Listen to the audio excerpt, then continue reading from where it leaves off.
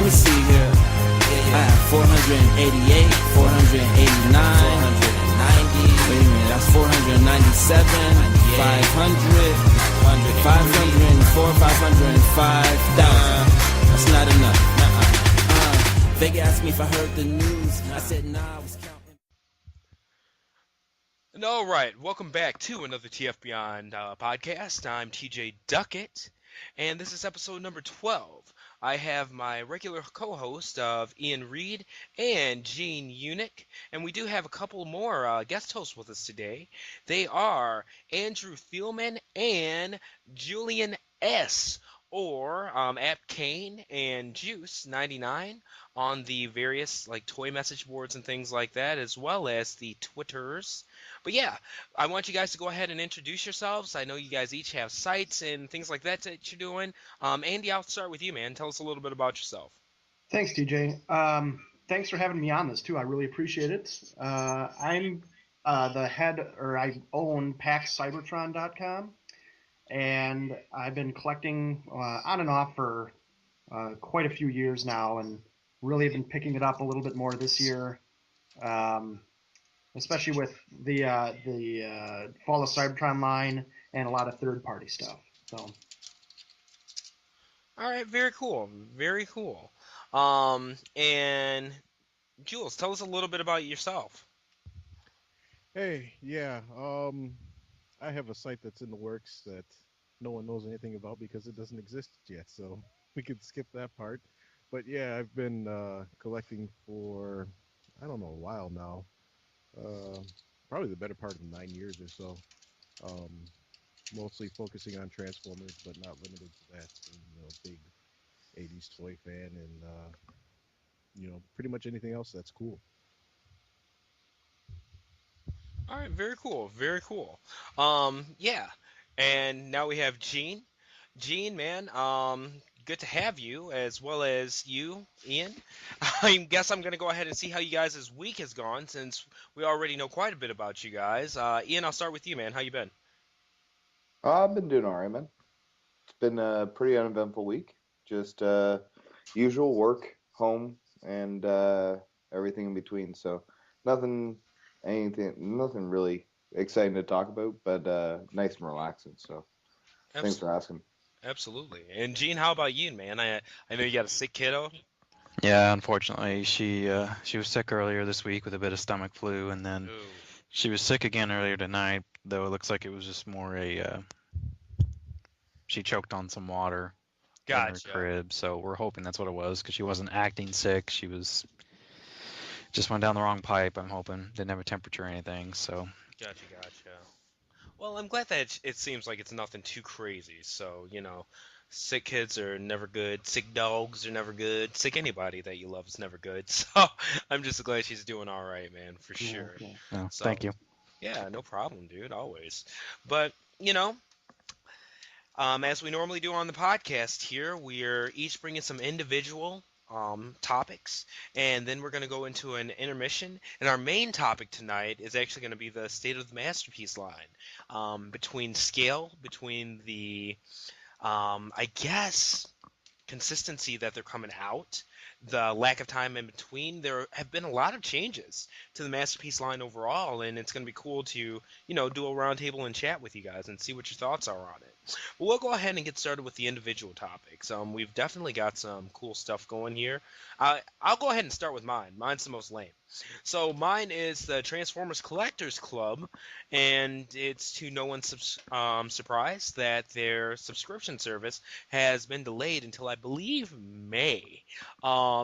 Personally, I think it sucks, especially having people already having paid for that, having expected those figures to start being delivered and things like that, by now, because it's already been months since we've paid to start that service.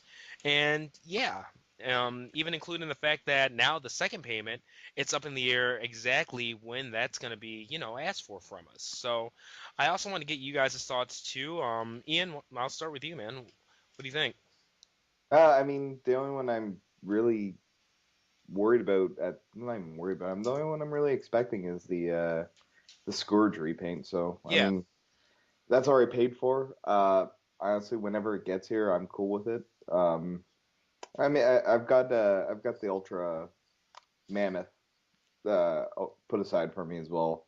Oh, nice. Okay. But again, they're already paid for, so honestly, whenever they show up, I'm kind of cool with it. It's not like I'm hinging anything really. The only thing I really I'm interested in actually getting the Scourge for is to see if Make Toys puts out a tanker armor for it, which I desperately hope they're going to. But other than that, like they're all just kind of background. There's so many other cool things going on that at this point the subscription club is almost background noise, which is probably not where they want to be.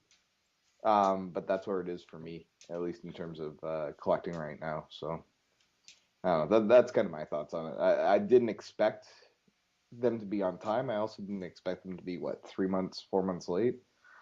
But it is what it. There's too much good shit coming out this year to even be worried about it, as far as I'm concerned. So I don't know. That's my thoughts. No, absolutely. And there's a point to where I completely agree. There's much more stuff that I'm looking forward to, in terms of the toys that I'm getting, whether it be short term or, long term. They're just not high on the priority list. Like you said, Scourge is one of those things to where I'm getting it as a base for the inevitable battle tanker armor for it. In fact, that's the only reason I didn't sell the BotCon, Shattered Glass, Ultra Magnus, and Prime this year, But, I mean, it's just the principle of it to me, to where it's like, they definitely expect their payment on time, So I don't really like delays when it's something like a subscription service and stuff like that. It's just not too kosher with me, and especially with BotCon coming and whatnot. It's just like this company is one that takes a lot of money to be a part of. So I would just think that they try to put a little bit more effort into, I guess, overall fan perception, since we're what's keeping them running, Yeah. I just don't like their I don't like the, I guess, nonchalantness about it. Like, oh, our bad, here's your email, deal with it. I think that would probably hit me more if I actually had signed up Yeah. for the subscription. Like for me, it's just like I gave Gene my money, and at some point I'm getting a Black Prime from Gene. For sure. So like that's why I guess it doesn't hit me nearly as much, because for me it was whatever the cost for the individual. Like honestly, I even forget what I paid Gene for it. So like it's whenever it shows up, I'm fucking gold. But if I had actually shelled out the, what was it, $300 Mm-hmm. for the actual service, I can definitely come around to your way of thinking on that, where it's more of a principle and more of a just like kick in the teeth, that it's like, it'll get around to it. Yeah, absolutely. So I get that. And there is a difference in having paid, and I'm glad that you recognize that and stuff, because, that's definitely money that could be spent elsewhere. Yeah. Especially with all this stuff coming out, A lot of that stuff is what we'll talk about later. What were you saying? So, I mean, on the flip side, Gene, you paid for the service as well, but you only care about one or two of the figures, right? Like, are you even keeping any of these? I forget. I was going to keep the Ultra Mammoth and Slipstream, but honestly, at this point, I mean, it's almost hard to believe that one company can have such a comedy of errors consistently. Absolutely. I just don't want to look at it and be annoyed. You know what I mean? Because everything has been, my involvement with FunPub since I signed up for BotCon last year has just been a comedy of errors, Yep. And I don't need to rehash what's happened, but I don't understand how one group can consistently shoot themselves in the foot over and over and over again, and really just so, as you guys put it, nonchalantly and unapologetically. Yeah, absolutely. Somebody floated out the idea, if Fansproject did a sub-service, that'd be a greater deal than this, and I mean, at this point, I'm inclined to agree. Oh, absolutely. Fansproject feels like a subscription service at this point. Absolutely. With how often they're releasing things, like, that's just fact. Yeah, but at least they're not putting out dates for when you can expect to get the stuff and say, oh, hey, this is how it's going to work. Fansproject just says, you see this picture here? It's coming out sometime. Well, no, I think by the time that they get put up for pre-order, you definitely have a date and stuff like that. I don't mind that. If it's at the point where you're not paying for it, whatever, we're just talking about it, then cool. Hey, this is coming out 2013. Great. But when you ask for my money by a certain period of time to get a figure by a certain period of time, at that time, me and you have entered into a business agreement. Yeah, that's what I'm saying. That's what I'm saying. Fans So- Project isn't going about, collecting your money and saying, here, you're going to get this, and then not delivering on it. Exactly. Yeah, I'm So so thanks for effing clarifying done. that. Yeah, I'm just not with their whole mindset about how they do things. And like I said, they are very fan oriented. They're not doing anything but repaints. That's it. It's going to be a box full of repaints. It's going to be a repaint in a box. Like, no matter what, you're not ever going to get like a new figure that's a new mold. This isn't stuff that they're taking time to engineer and develop and create transformations for, do test runs of. No, at most you're getting a different head on the figure. That's it. So I don't understand the holdup, especially with like some of the low selling molds that they use. Yeah, they're claiming it's Hasbro. And that's what I saw. Whatever. Yeah, but yeah, you're trying to tell me that you have this stuff slated to go to production without Hasbro's okay, and then all of a sudden you show it to them, and then it's a problem? I don't even believe that's how the process works. Yeah, exactly. I mean, Hey, Bob, did you ask Hasbro if we can use the factory? Oh, fuck. guess we better tell them. So it's just like, come on, man. Like, Well, this and I- shit's supposed to be out by now. Well, and it's not even a box like you said, TJ. It's one figure every month. So it's not even like we're all getting it in May. It's going to be starting in May. Yep. Maybe it's the double corrugated cardboard holding them up. Nice. It's going to be one of those things to where I have a feeling it's going to be just like BotCon last year with, who was it? Was it Run Amok? That came out to where people were literally like, they hadn't even gotten their Run Amok yet, and it was BotCon. And it was supposed to come like months before. Right. So, just like I said, overall, I'm annoyed. It's not like make it or break it, because the subscription service, it wasn't cheap, but at the same time, for the amount of figures you're getting, it wasn't bad, like price-wise. So it's not like a bank breaker thing. It's like just the principle and feeling like everything that I deal with in terms of the club, every time I give them my money or, I guess, commitment to attend something, like something just gets fucked up. And it's horrible. Like, it's like dating somebody that you just want to love, but they're just a fuck up. So eventually you got to be like, you can't. That's the best description of Fun Pub ever. So, Right. I mean, is anybody really surprised that it's delayed? That's the thing. When the announcement came out, I don't think anybody even batted an eye. They're like, oh, okay, another Fun Pub delay.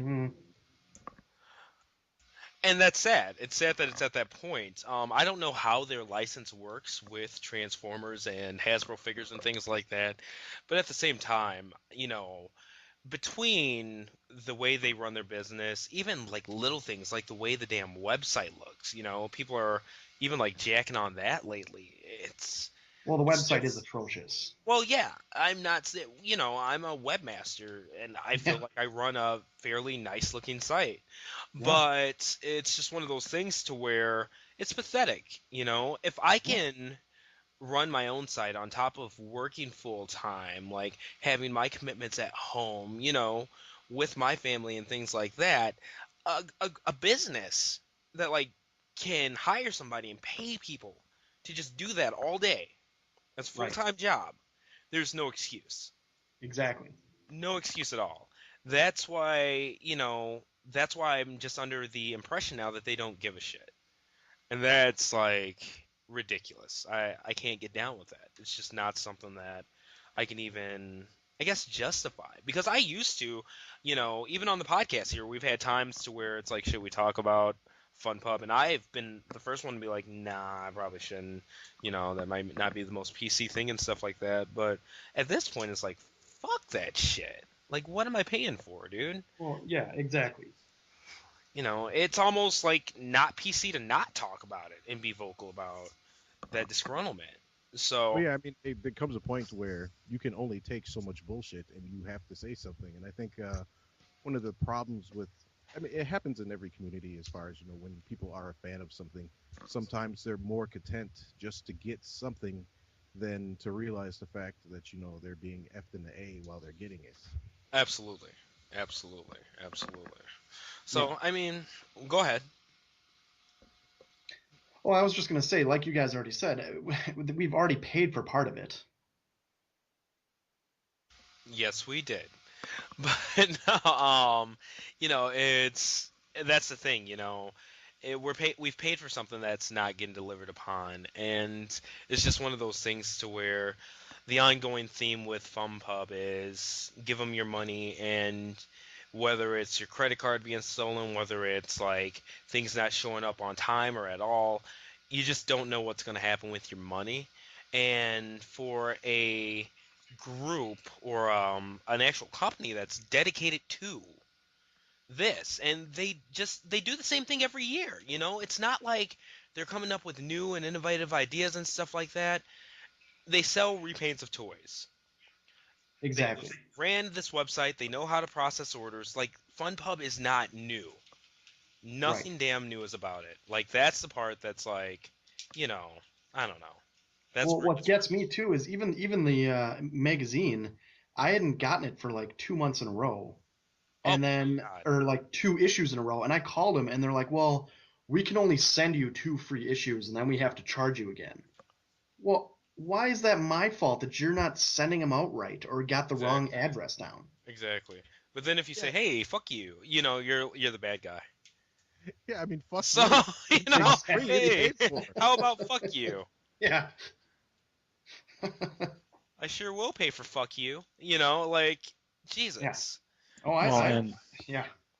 and really that has just been the mentality, and that's what's discouraging. Is, I understand that Pete in particular takes a lot of heat because he is the PR guy, but I'm sorry, your fallback line can't always be, oh, it's somebody else's fault. Oh, it's somebody else's fault. It's their, it's their payment processor. It's Hasbro. You know what I mean? It Exactly. just doesn't. They're almost a little too quick to lay blame somewhere else. Mhm. And even with the credit card thing last year, it was nope, fuck it, it's all your credit card problems, not us. Then 2 months postmortem, yeah, it was us, our bad, and then Our bad. brush it aside. Yeah. Let's go ahead and take the site down for damn near a month to give you a site that Oh, looks even worse. that credit card thing really pisses me off because they just so blatantly laid. Because my background is I do a little bit of systems engineering and network Okay. engineering, excuse me, and I knew once people started reporting what information they got, they had either an unencrypted SQL database or they were sending passwords clear text. Both of those things you do not do. And that's the only way you can get, those two ways are the only two ways you can get a username and a password from a Wow. from a login system. So I never said anything. I just sat and watched and all the bullshit that they were dropping. But I talked with people locally that are into the fandom, and I was like, dude, there's only one of two ways this happened: clear text passwords, unencrypted database. Both of which, I mean, I don't understand how the credit card companies didn't pull their merchant. Oh, their, absolutely. their merchant deal with them, because I mean they just bait any merchant agreement for credit card processing says you cannot do that if you're processing online. And just from my experience in the field, that's the only two ways you can get a login and a password. To be fair though, how many businesses do you know that are just gonna be like, we don't want your money? Yeah, pretty much.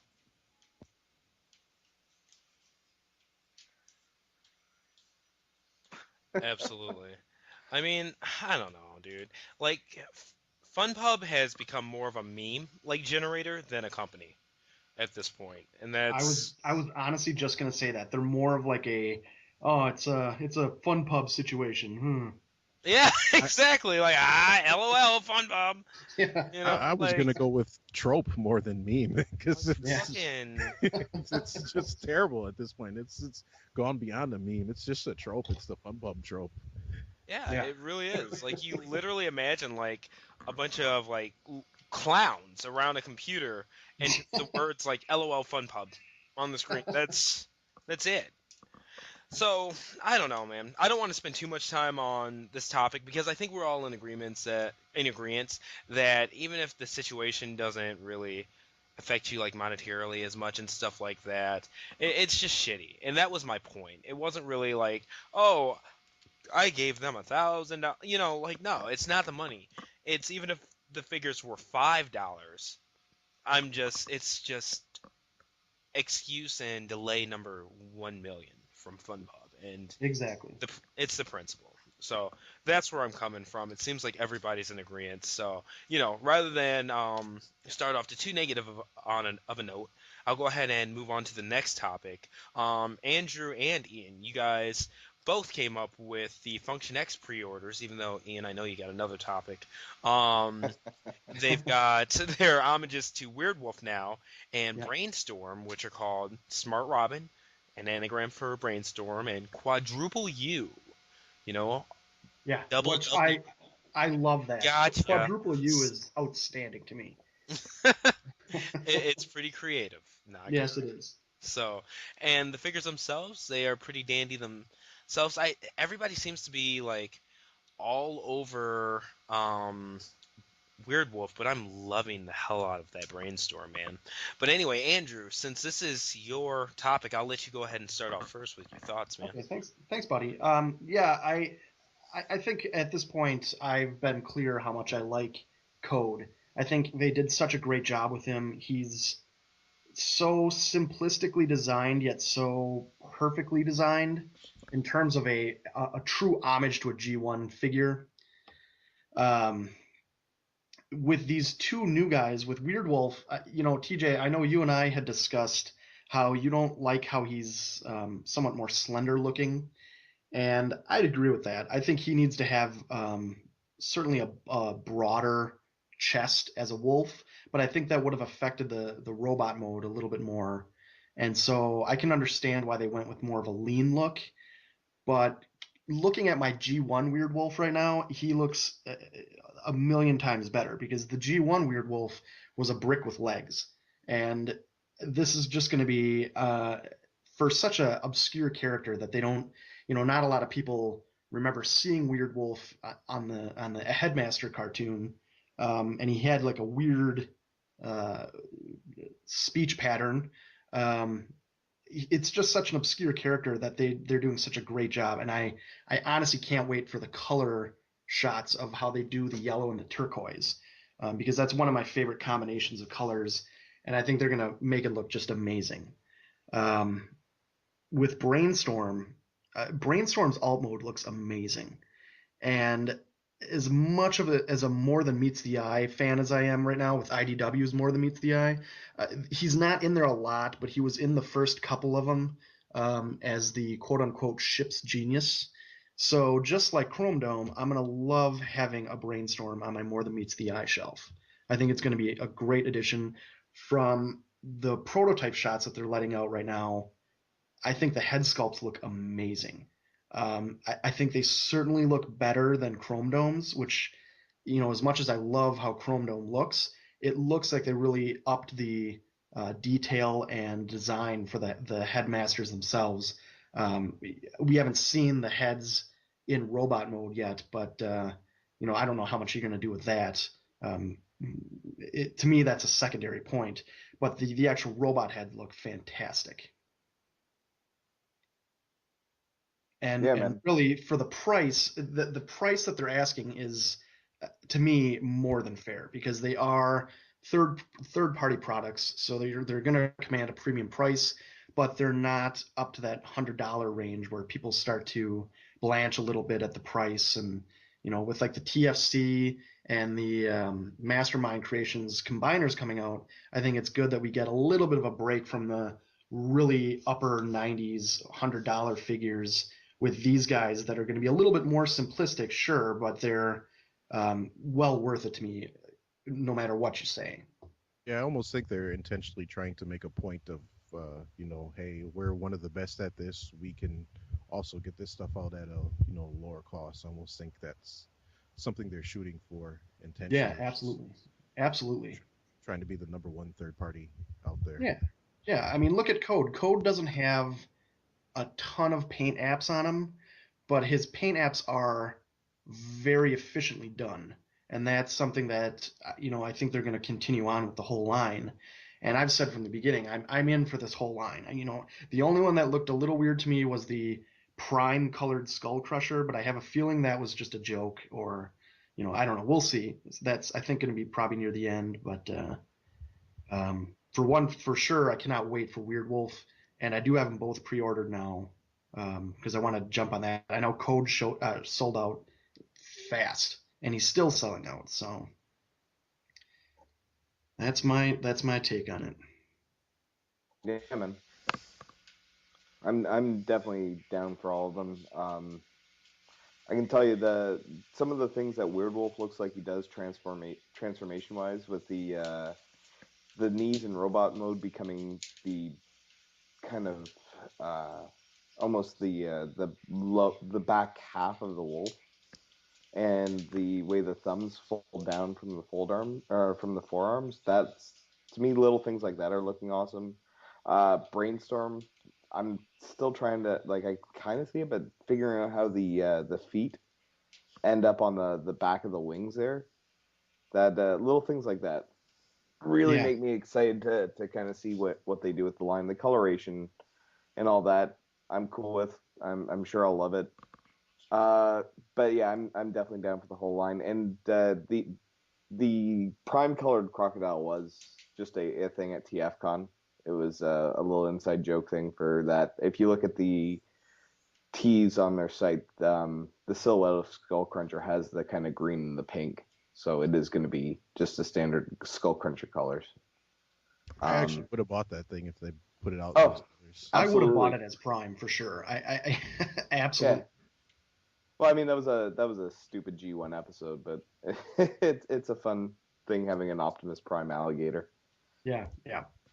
But I loved Code, and I'm super excited to see these guys. The one I really want to get is Mindwipe, and it looks like he's the last one that they're gonna release. So I can wait, but yeah, me too. I think they're saving the best for last with him, and I think for sure his alt mode is going to be just something to see. Because with Weird Wolf, he's a wolf. I mean, you know what a wolf is going to look like. You don't know what they're going to do with the bat for Mindwipe at all. Yeah, no, I'm definitely excited for that. And I don't know, the head on Weird Wolf, like in alt mode, it almost looks like a 1930s, 1940s cartoon wolf, which is okay. But yeah. Like, what I'm saying? It looks like it should have a little top hat and a cigar. But yes. Anyway, I'm enjoying the line. So in terms of these guys, yeah, I'm super excited to see what's going on with them. And the price, just like you were saying, hits right at that nice point where it's like, yeah, $70. That's a damn fine figure for $70. So Right.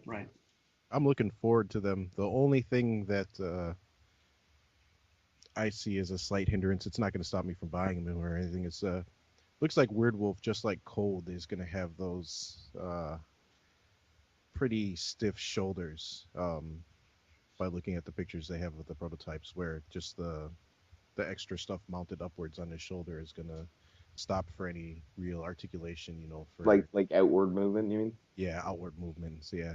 Look like he's limited there. But other than that, I mean, with the transformation on Code, if they keep that level of engineering with these, it'll same thing will happen there, where you sacrifice a little articulation, but just the genius in the transformation will make it still worth having.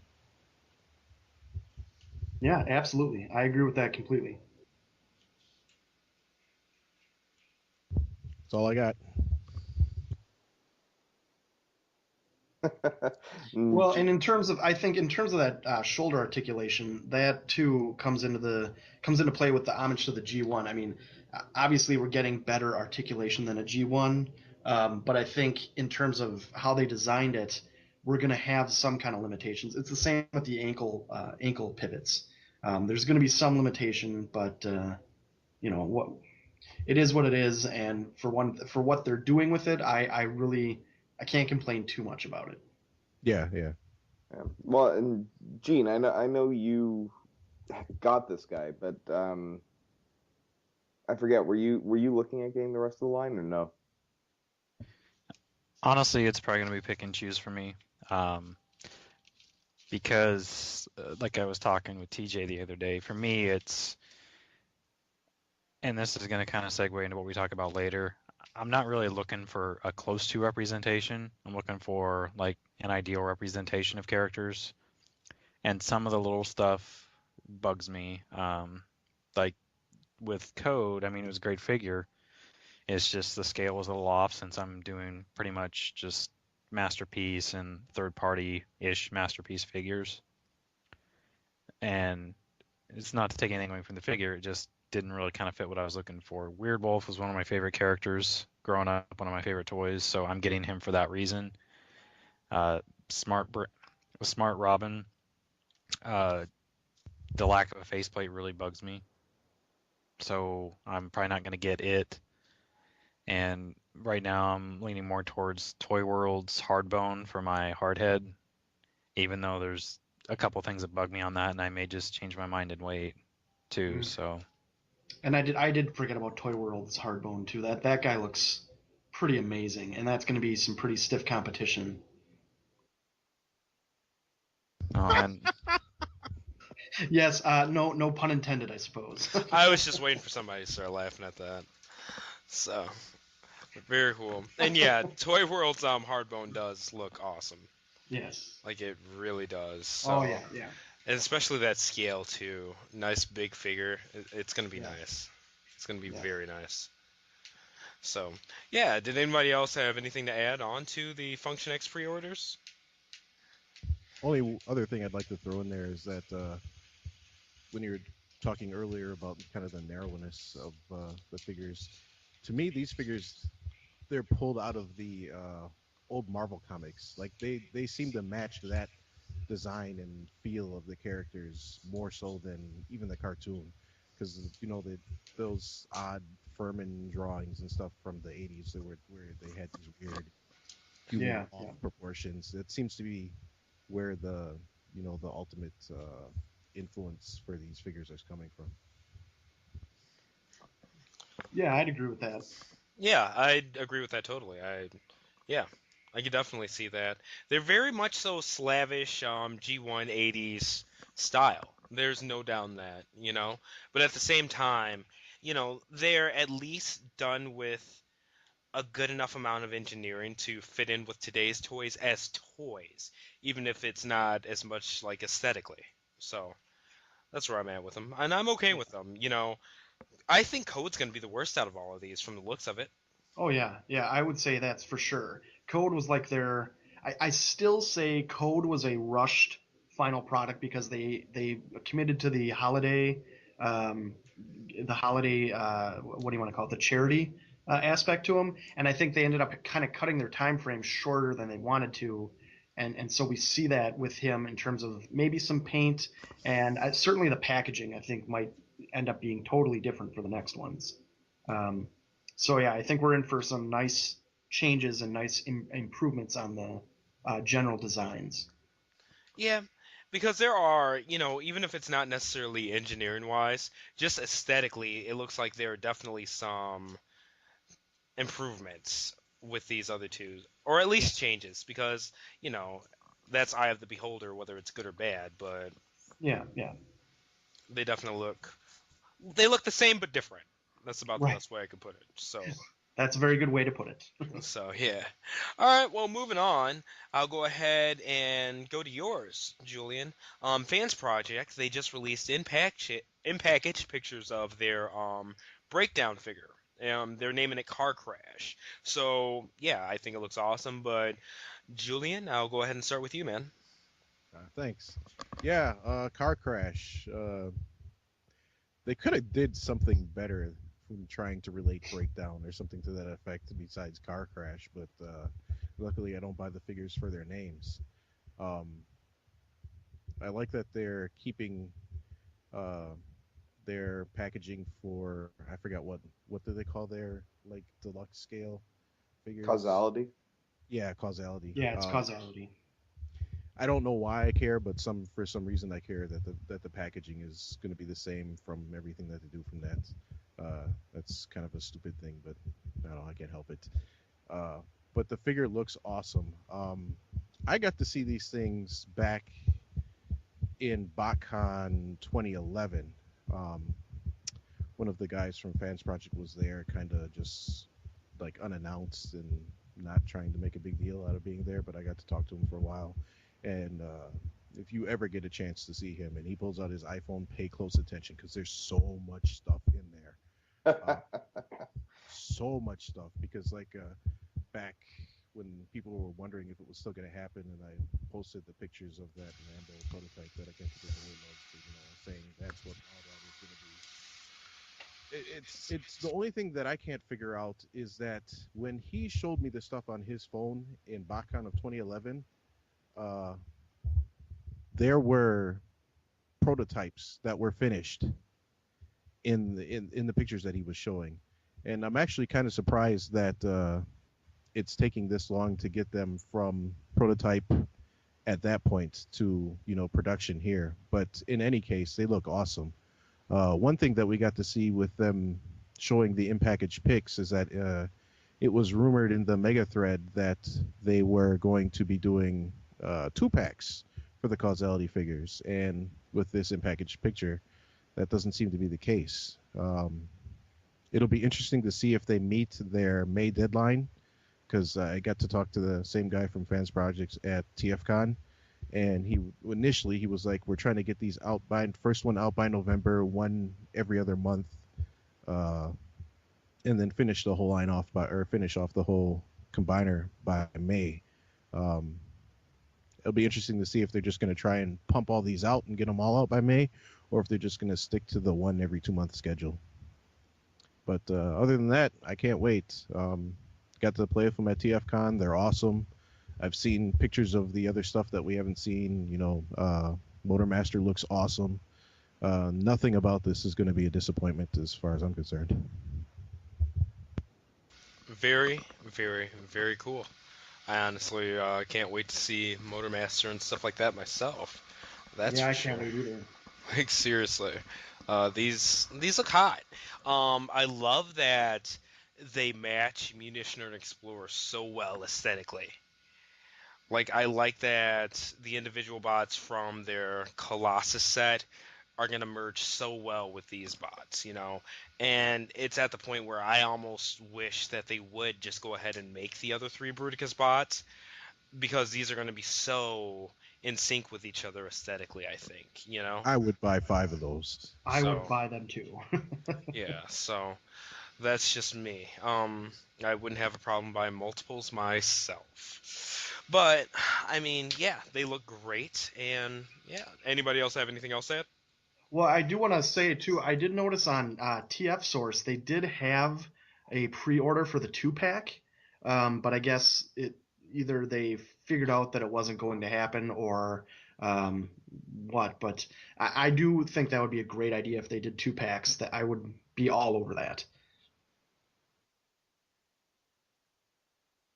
Yeah, I mean, I'll buy them however they sell them. So 2-pack individually, arm at a time. Just give me the fucking card. What would be man. awesome is a vintage gift set style like the old G1 days. Sell them all 5 at once. Sweet. Yeah. Yeah, man. I wouldn't put it beyond them. I mean, the Green Giant box set, but that was a cool package to open up and have them all. That was. Like that was pretty impressive, opening that up and having the entire all 6 of those guys laid out in a tray. That was pretty cool. But honestly, like however they sell these guys, I can't wait to pick them up. So I mean, I got a tab open right now, refreshing the BBTS listing for it in case it goes up.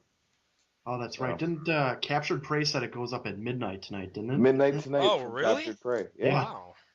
So. Okay. Yeah. So I'm just seeing if it goes up. So if it goes up before I hit the hay tonight, I'm gonna do my pre-order for Car Crash. So. Otherwise, I'll pick it up in the morning. I mean, it's no hurry. I just want to put it on the books, you know. Yeah, yeah. But yeah, no, I didn't. Actually, Julian, I didn't realize you were at TFCon this year because I was there too. I got to play with the little prototypes as well. And yeah? And I can echo everything that you're saying there. They were nice little robots. Yeah. So, yeah, they're gonna be cool. And yeah, if they get here soon, that'll be awesome. If not, when they do finish their run, I'm cool with that too. So.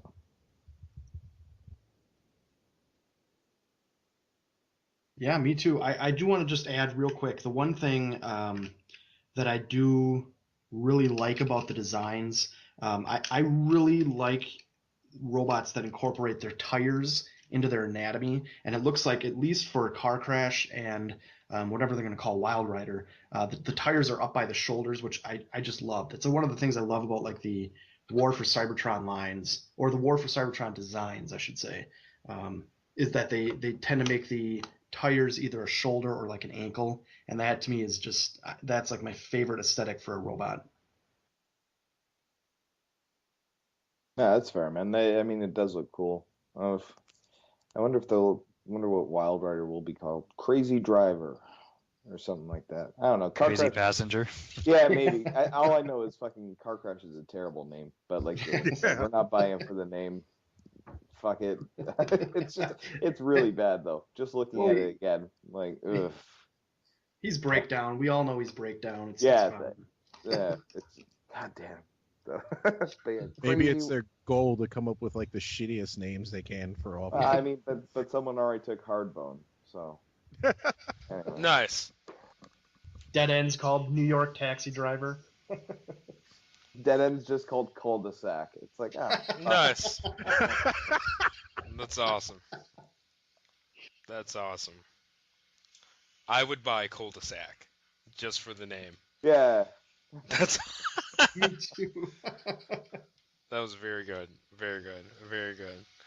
All right. So, yeah. I mean, Car Crash. Anybody else have anything to add on to that? I guess I'll be looking out for that at midnight too. Shit. Yeah, you better hop on it. It's definitely coming up soon tonight.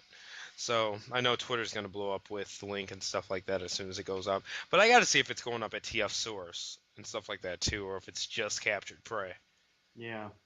I think it'll, considering Big Bad Toy Store's listing is now public and listed as an informational listing, I'm pretty sure they're all probably going to be going up really, really shortly. Very cool. Very cool. Well, I'm ready. So, all right. Going on, Ian, it's actually your topic here. The MMC Feral Rex, the full reveal. I know I at least saw the CGI render, I believe it was. That they showed. That's Okay. the big one, yeah. Very cool. All right, and what are you thinking, man? Stuff. Well, so far, I mean, they've done a phenomenal job on kind of teasing us along with the first two robots. I thought it was really nice, kind of that they start out with I'm gonna screw up their names here, but they start off with Bovis in the kind of pre-production shot, the prototype shots, and then they switched it up and gave us the actual the dive bomb, whatever their name for dive bomb is, Mm-hmm. and that was the first kind of pre-release, and the fact that they have been doing the pre-order prices on them for people has been pretty cool as well. Yeah, absolutely.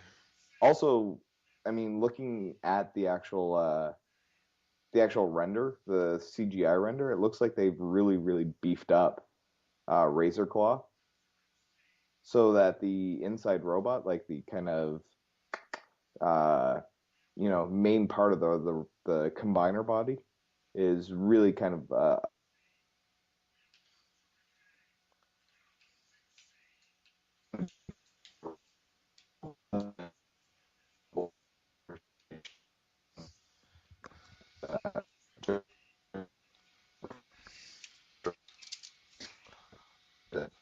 All right. I don't know about for anybody else, but Ian, you just started cutting out bad, Yeah, he's breaking up hardcore. like crazy. Parking really needs to be Colossus and all that stuff. If he's just a little bit bigger than that, which it sounds like he will be, I'm looking forward to it quite a bit. So I don't know.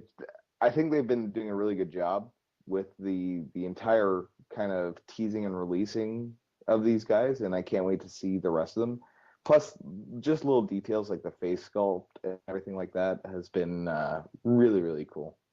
So I don't know. That's my thought. I'm totally in for all of them. Even probably the sixth one, which I mean, I'm not sure. That's the one part that I'm a little bit. The fact that he's optional, the sixth member is going to be optional, is I'm fine with that.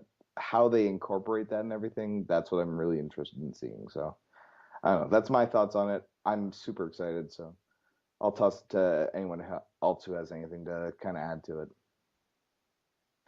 Well, I'm just gonna, if it's cool, I'm just gonna chime in quick and say this is an example of what I was talking about before, where there's like a price gap. And for one thing, I think with the popularity of the Predacons and how much people seem to love Predaking as a combiner, I have no problem with the pricing right now. I do agree that the pre-order reduction price is awesome, but even if it was full price, I'd be in no matter what. And it's tough because Unique Toys is doing theirs as well. But honestly, I trust Mastermind Creations way more than this Unique Toys.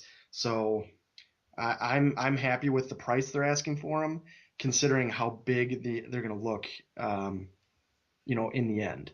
Yeah, part of me wonders if this whole price point thing would be going on if the Unique Toys version didn't exist at this point in time.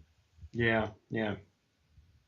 Not that it's a bad thing or anything. You got to do what you got to do to move your. No, I mean it's capitalism at its root source. Yep.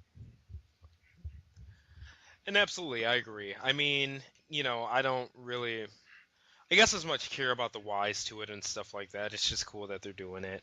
So, kind of take it for what it's worth. And I don't think that there'd be no incentive for them to do the reduced pricing if they were the only ones. You know what I mean?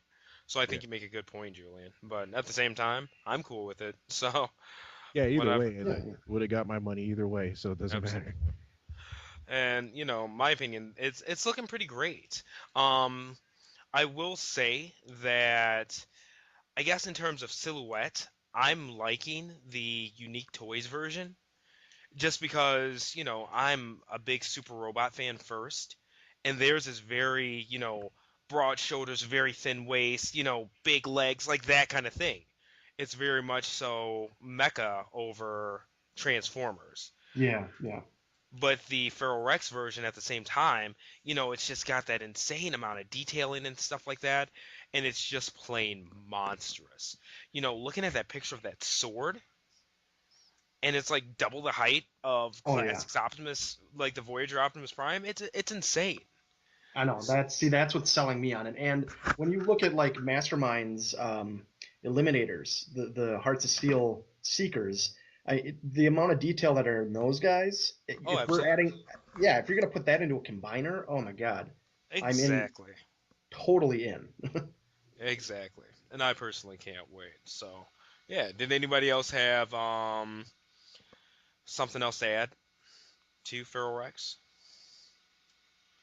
All right, then cool. We'll go ahead and move on. Gene, you had a couple of topics here. The first one was about Christian Bale, man. Go ahead and tell us about that. Well, it was a story that made national news this last week, and it's just something I want to throw out there because it's very, very cool that he did this. The guy, he got kind of a bad rap when he was working on Terminator for his run-in with a set hand, but after the Aurora, Colorado shootings, he went to Aurora right after The Dark Knight Rises premiered and visited with a lot of people in there, and even took some kids from there. He paid for them and their families to go to Disney World a couple months later after they'd been released. So this is just kind of in that vein. And I think as fans, it's just something to appreciate because I don't think this stuff gets published near enough. We tend to see the negative a lot more, and I think especially as collectors, sometimes the negative is what's focused on instead of all these wonderful options that we have to kind of participate in this hobby. There was a article on NBC today. This leukemia patient, I believe he's a 9-year-old boy, was getting treatment. A huge Batman fan, and somehow they had gotten in touch with Christian Bale, or Christian Bale was apprised of this, and he made a phone call to this boy, and they talked for about 9 to 10 minutes. And just listening to the call, it was, if you're a 9-year-old kid, it would be the greatest thing in the world, and you could just see how much it meant to the kid and to the family. He just talked with him about Batman and the movies, and the kid discussed about how he dressed up as Batman and his younger brother had been Robin, and the parents kind of helped him because he was a little bit shy about talking to Batman on the phone. And it really tugs at your heartstrings seeing something like that. And God forbid that would ever happen to anybody. I wouldn't wish that on my worst enemy, that their kid would ever have to go through something like that. But just to see something like that happen was, heartwarming. And I'm not gonna deny, I shed a few tears just listening to that call and just seeing how much it meant to the kid and his family. I mean, it's really heartwarming to see someone of that stature who he gets nothing out of this, and I'm sure he had no clue that it was going to be recorded. But he's consistently done these things after his last Batman movie, and it's been really cool to just see that happen and him giving back to that fandom, especially in light of some pretty horrendous circumstances. Yeah, that's what I was gonna say.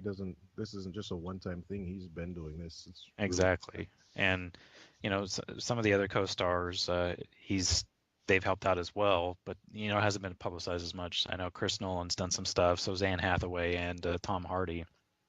And that was actually one of my favorite parts of the call was he was telling this kid, the idea is Batman could be anybody, and really this kid is Batman because of the courage he's showing, to be this beacon of light.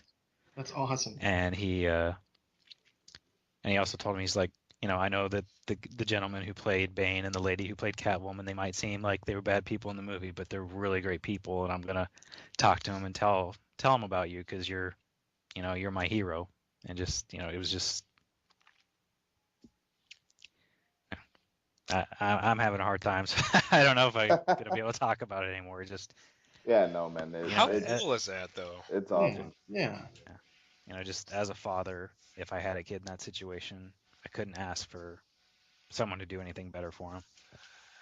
And I guess that's so nice. Like, not only giving the kid a call, but it wasn't like some generic, "Hi, I'm Batman, let me do the Batman voice." Like, he actually talked to him, showed appreciation for the kid as an individual. That's Absolutely. really awesome. Yeah, the kid probably wanted to avoid the Batman voice anyways. Just don't do the Batman voice. No. You're wearing hockey pads. Yeah. That's awesome.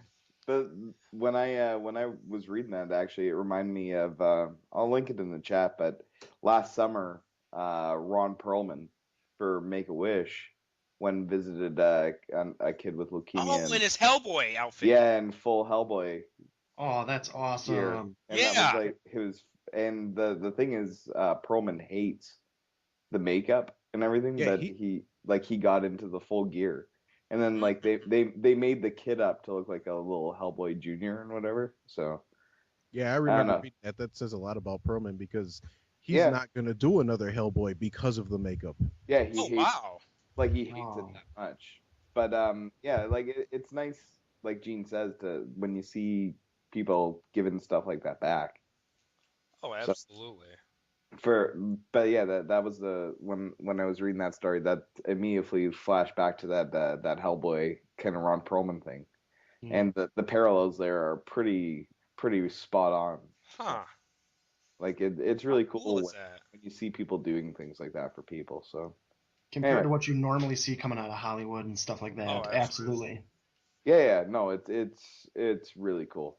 So I mean, Yeah. that's awesome that Christian Bale was able to do that, and yeah, Completely like you agreed. said, it's hard to talk about sometimes, but yeah.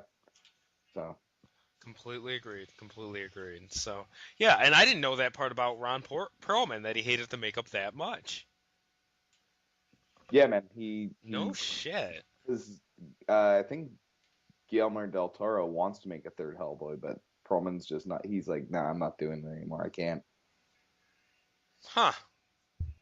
Yeah, it's. Well, I it's thought I it's saw like, in like the commentary, he's got to be in the chair at like 4 a.m. just to be Yep. in a scene at like, I don't know, it was like at 1 in the afternoon or something. Oh, It's a shit. ridiculous amount of time. Yeah. yeah, yeah, it's like 5.5, 6 hours or something for the makeup prep for that. Yeah. Huh. It makes sense, but it's still like imagining just having to sit still and have like itchy makeup put on you and stuff like that. Yeah. Yeah. And then imagine doing that for like, however long they're shooting on scene. I mean, it could be up to every day for 3 weeks. You're sitting in a chair for the first 6 hours of your day. Yeah. Right. That's that. Yeah. But yeah, no, but it really is awesome. Whether it's Christian Bale taking the time to make this kid's fucking day, or someone going to visit or whatever. I mean, it's awesome to hear these stories, and it's really cool. Gene, like, that's awesome that to bring that up, and because I know, like, I mean, I don't have kids, but I can just imagine how that kind of stuff can hit you. So Yeah, I kind of, my daughter has had a lot of complications. And, I mean, even it wasn't like, after she'd been out of the hospital for about a year and a half, we took her to go see, which, I mean, kind of goes bad now, but saw Kevin Clash was coming and doing a little kids presentation. And I don't know if any of the stuff about him is true or not, but I mean, he seemed like a really nice guy, and because at that point in time, it was obvious that she had some problems, and he seemed genuinely interested, and took extra time out, with her sitting there with Elmo and playing with her, because we told him her story, and you could tell it moved him a little bit, and gave her a little bit of extra time versus out of all these other kids that were there, clamoring over Elmo. And that stuff, it means a lot, especially as a parent. It means a lot. Yeah. Yeah. Absolutely. That's awesome. That's awesome. So, all right. And Gene, you had another topic actually. Yeah, this one's pretty More Batman. cut and dried. Yeah, I got some email notices from Sideshow that my Hot Toys Bane and Joker were delayed to March, which is not a big deal. That was the original release for Bane, but they had pushed it up, and I got pushed back. Whereas Joker's a 2-month delay, but it happens. Just kind of sucks because I was really looking forward to those. Hopefully here in the next couple weeks. Absolutely. And I can imagine they look amazing, especially that Bane to me. Like, there's something just about that sculpt and stuff like that that's very nice. Very nice. Yeah, they did a great job with those guys. Mm-hmm. I so don't need to get into 6 scale figures. Don't do it. It's a huge rabbit hole. Don't do it. I mean, because I dipped my toe in it when BBTS was clearancing out that 70s suit Bruce Lee, because I'm a big Bruce fan. So Oh, okay, nice. at $90, hey, I'm gonna see what this is about. And it's like, that particular figure isn't the greatest, but it's not terrible either. It was definitely a steal at $90. But I mean, there's another guy that I know, and he's a huge 6 scale figure. And you go in his basement where he's got everything set up. It's all nice and glass displays and stuff. And you look around, this is like, man, I kind of want this. And then I'm like, and then I step back and look at the shelf, and I'm like, that's like $5,000 on that shelf. I don't know if I want to do that yet. So I don't know. When I know for a fact though that when we move and I get to set up a home theater viewing setup, then I will be going down that hole. But I'm gonna try to wait till now. But damn, those DX figures look nice. They absolutely do.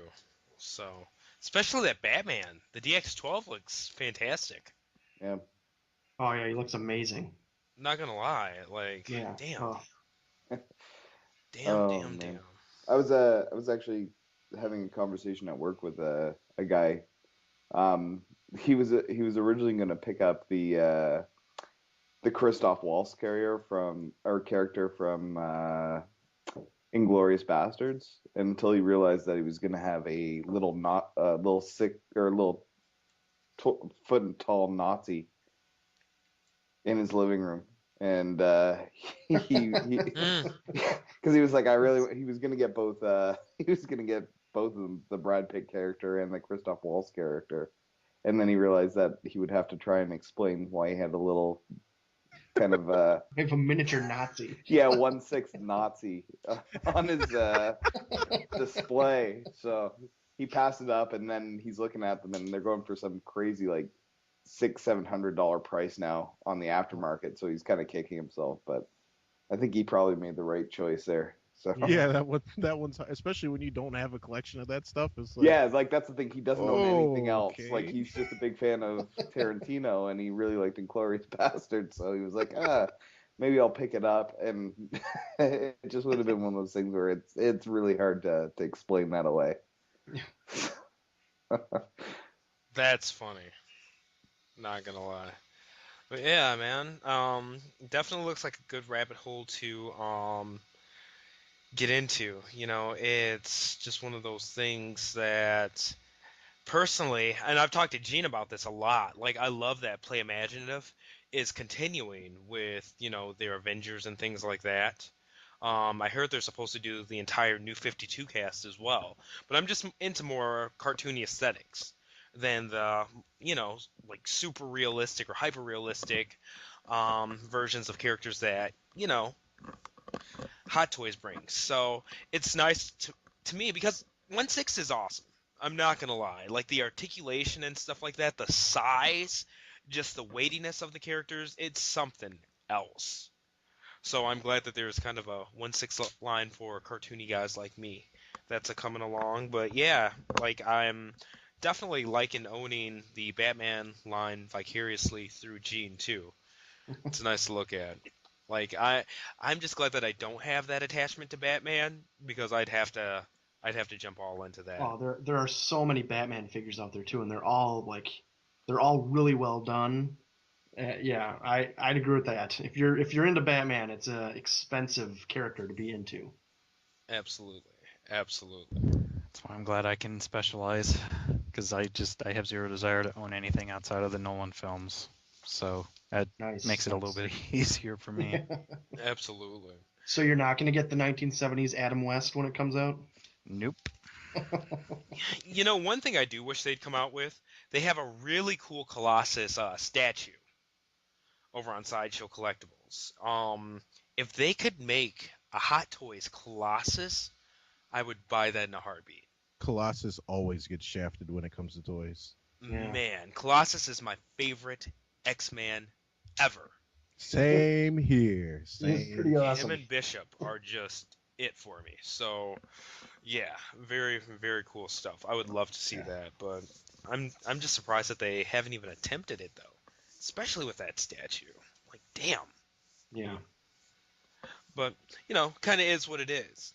All right, that goes ahead and ends the individual topic section for us. We're going to take a brief intermission here. You listeners, we're going to go ahead and let you hear some music and stuff like that. Take a break yourself, get a drink, and we will be back in about 10. All right?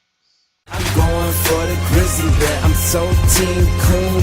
I'm not for the cheap, so I'm not team beef. He's mean with cool hair, so I'm team Hey-I-G. I'm never disloyal, so I'm team M. Bison. I love Caballero. Team Eddie Gordo. I love Wesley Snipes and Blade. I'm so team brave. Once I got the doesn't like them, so I'm not Team Adon. And I don't like lizards, so I'm not Team Gone.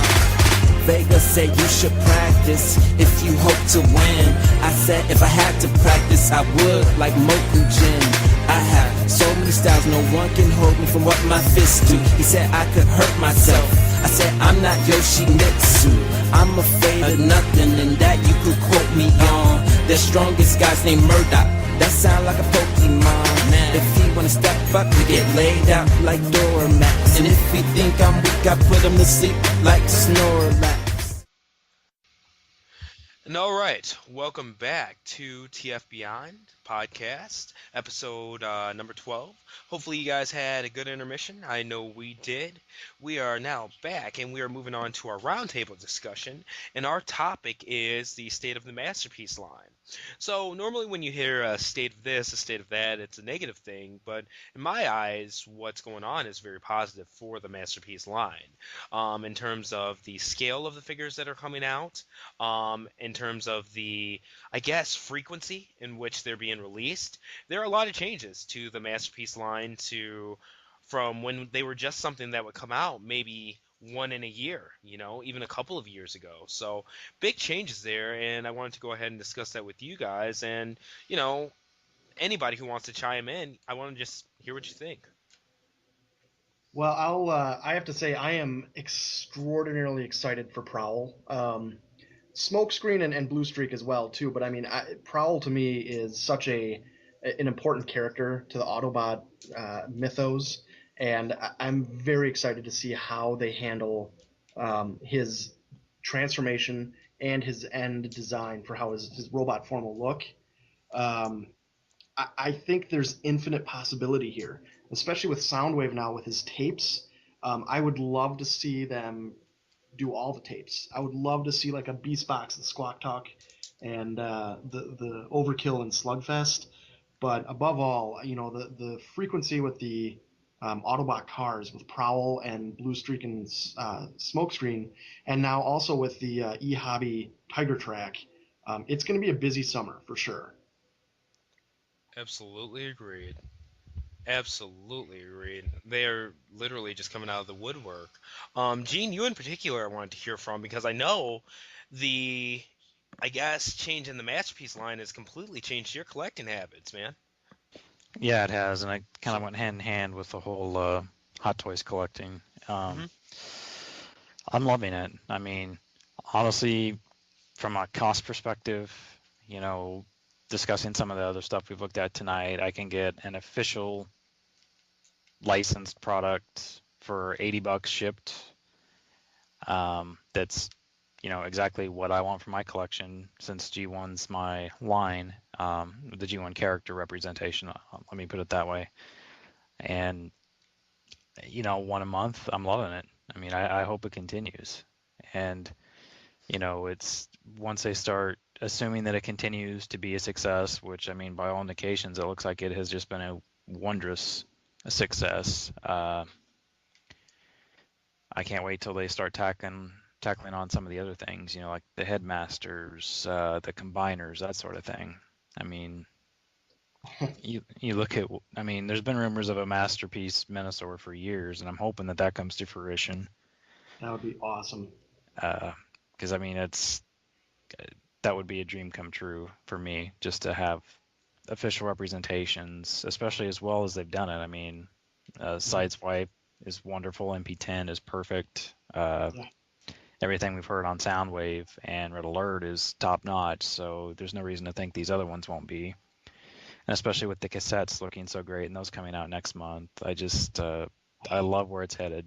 I mean, you can we've talked about it previously, and I'm sure that the Dotson brothers were an easy pick, when I talked about that, just because of the repaint potential. But I'm curious to see what the next ones are. I do think that if these go over as well as they have been, that outside of what we've already kind of heard as far as US releases, which was there's going to be a US release of Soundwave and Acid Storm.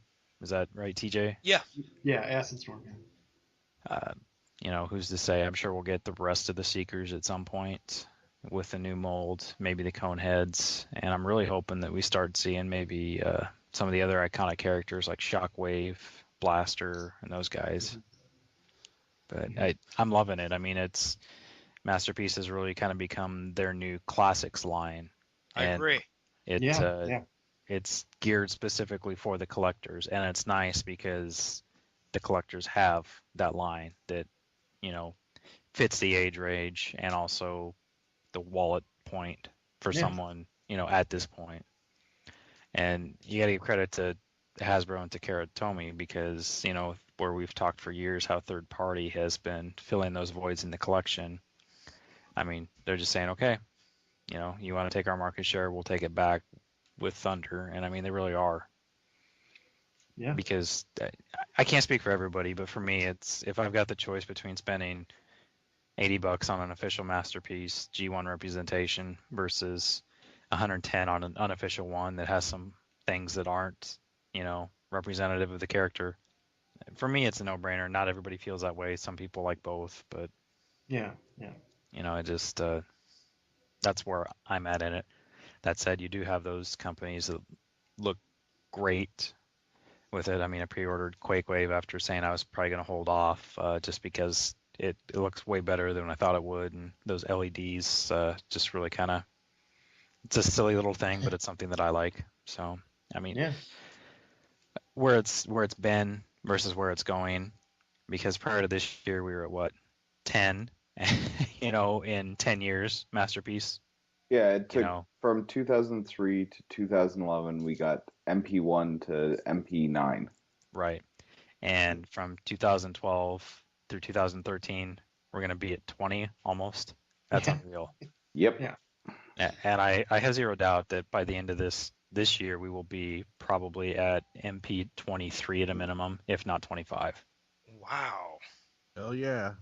Yeah, man. And it's almost as if they looked at the sales from MP Lambor and were like, oh, wow, this guy sold out like crazy. Let's just make these guys. Instead of putting it all into like the bigger characters, they realized that there is still a market for the smaller. And certainly when you look at if they do the combiners, certainly those members, even if they did the Constructicons, they'd still be roughly Autobot car sized. So they must. It's like they realized, well, we might as well just do this. Yeah, I've never been a proponent of the whole the collectors don't make up enough of a market to make a difference. I mean, because if that was the case, Mattel wouldn't have been doing it, who's much larger than Hasbro. And I think it's just a matter of... if that were the case, Fansproject wouldn't exist. Exactly. Yes, exactly. And I mean, and that's, you got to remember, well, they have to remember that. I mean, when you, even with the retail stuff, when you go to Walmart for the 6th month in a row and you can't find a Viacon, it's not because the kids are buying them. I mean, that's what the collector market has an effect on retail. And I think Takara with the, I don't know how smart Hasbro's handling it, but Takara is looking at it as, hey, we always get the stuff out first. It's our product. We design it, and then Hasbro can pick it up if they want to. But Takara is doing this knowing that even though they're not supposed to look at it legally as worldwide sales, they're looking at it as what can we do that's going to get us worldwide sales, and then Hasbro can jump on the bandwagon for the people who aren't willing to pay the import prices. I mean, and that's 100% collector focus, and that's what's going on. Yeah. And I'm glad it is, because it's about damn time. Yeah, The only thing I want to throw in there is, though, I was listening to the podcast earlier when you were talking, when Ian and TJ were talking about, moving on to other things. And I can't move away from classics until they effing finish 84 to 86. That's what's the only thing that really bothers me, is the fact that when I look at my shelf, I don't even have a complete 84 line yet. And that's with third-party stuff. And that really bugs me. And I hope that if they're going to do this with Masterpiece, at least complete one of the years. So I can, because I mean, it's not like they're, taking liberties and doing things different. They are going for straight up modern engineered G1 reproductions. So if that's the case, finish one of the effing G1 years. Yeah. Yeah, well, I mean, and to do that though, you are going to have to look at sacrificing the North American market, because to do that you got to get Volkswagen on board with Porsche. Well, they kind of already are, because I mean the parent company of Lamborghini. And that's what I'm saying though, but we don't know that. Like we've got confirmation on Soundwave already for North America, but we don't have confirmation on Lambor for North America. My hunch on this is the only thing that's going to stop Lambor Sideswipe from coming to the States isn't a licensing problem. It's how much are we paying for the license deal on Hasbro's end? Sure, but I mean, at the end of the day, that's the same thing. If it stops it from coming over here, and I mean, for Volkswagen, the big thing is the War Machine, or the War toys with their name on it, right?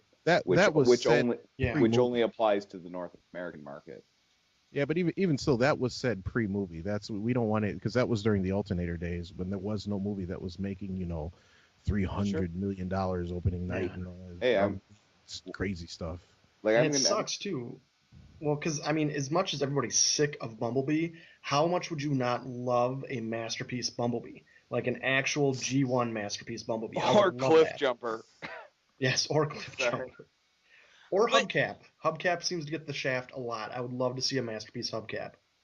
At the same time, though, I don't look at G1 Bumblebee the same as like a Prime Bumblebee or a movie Bumblebee. No, not at all.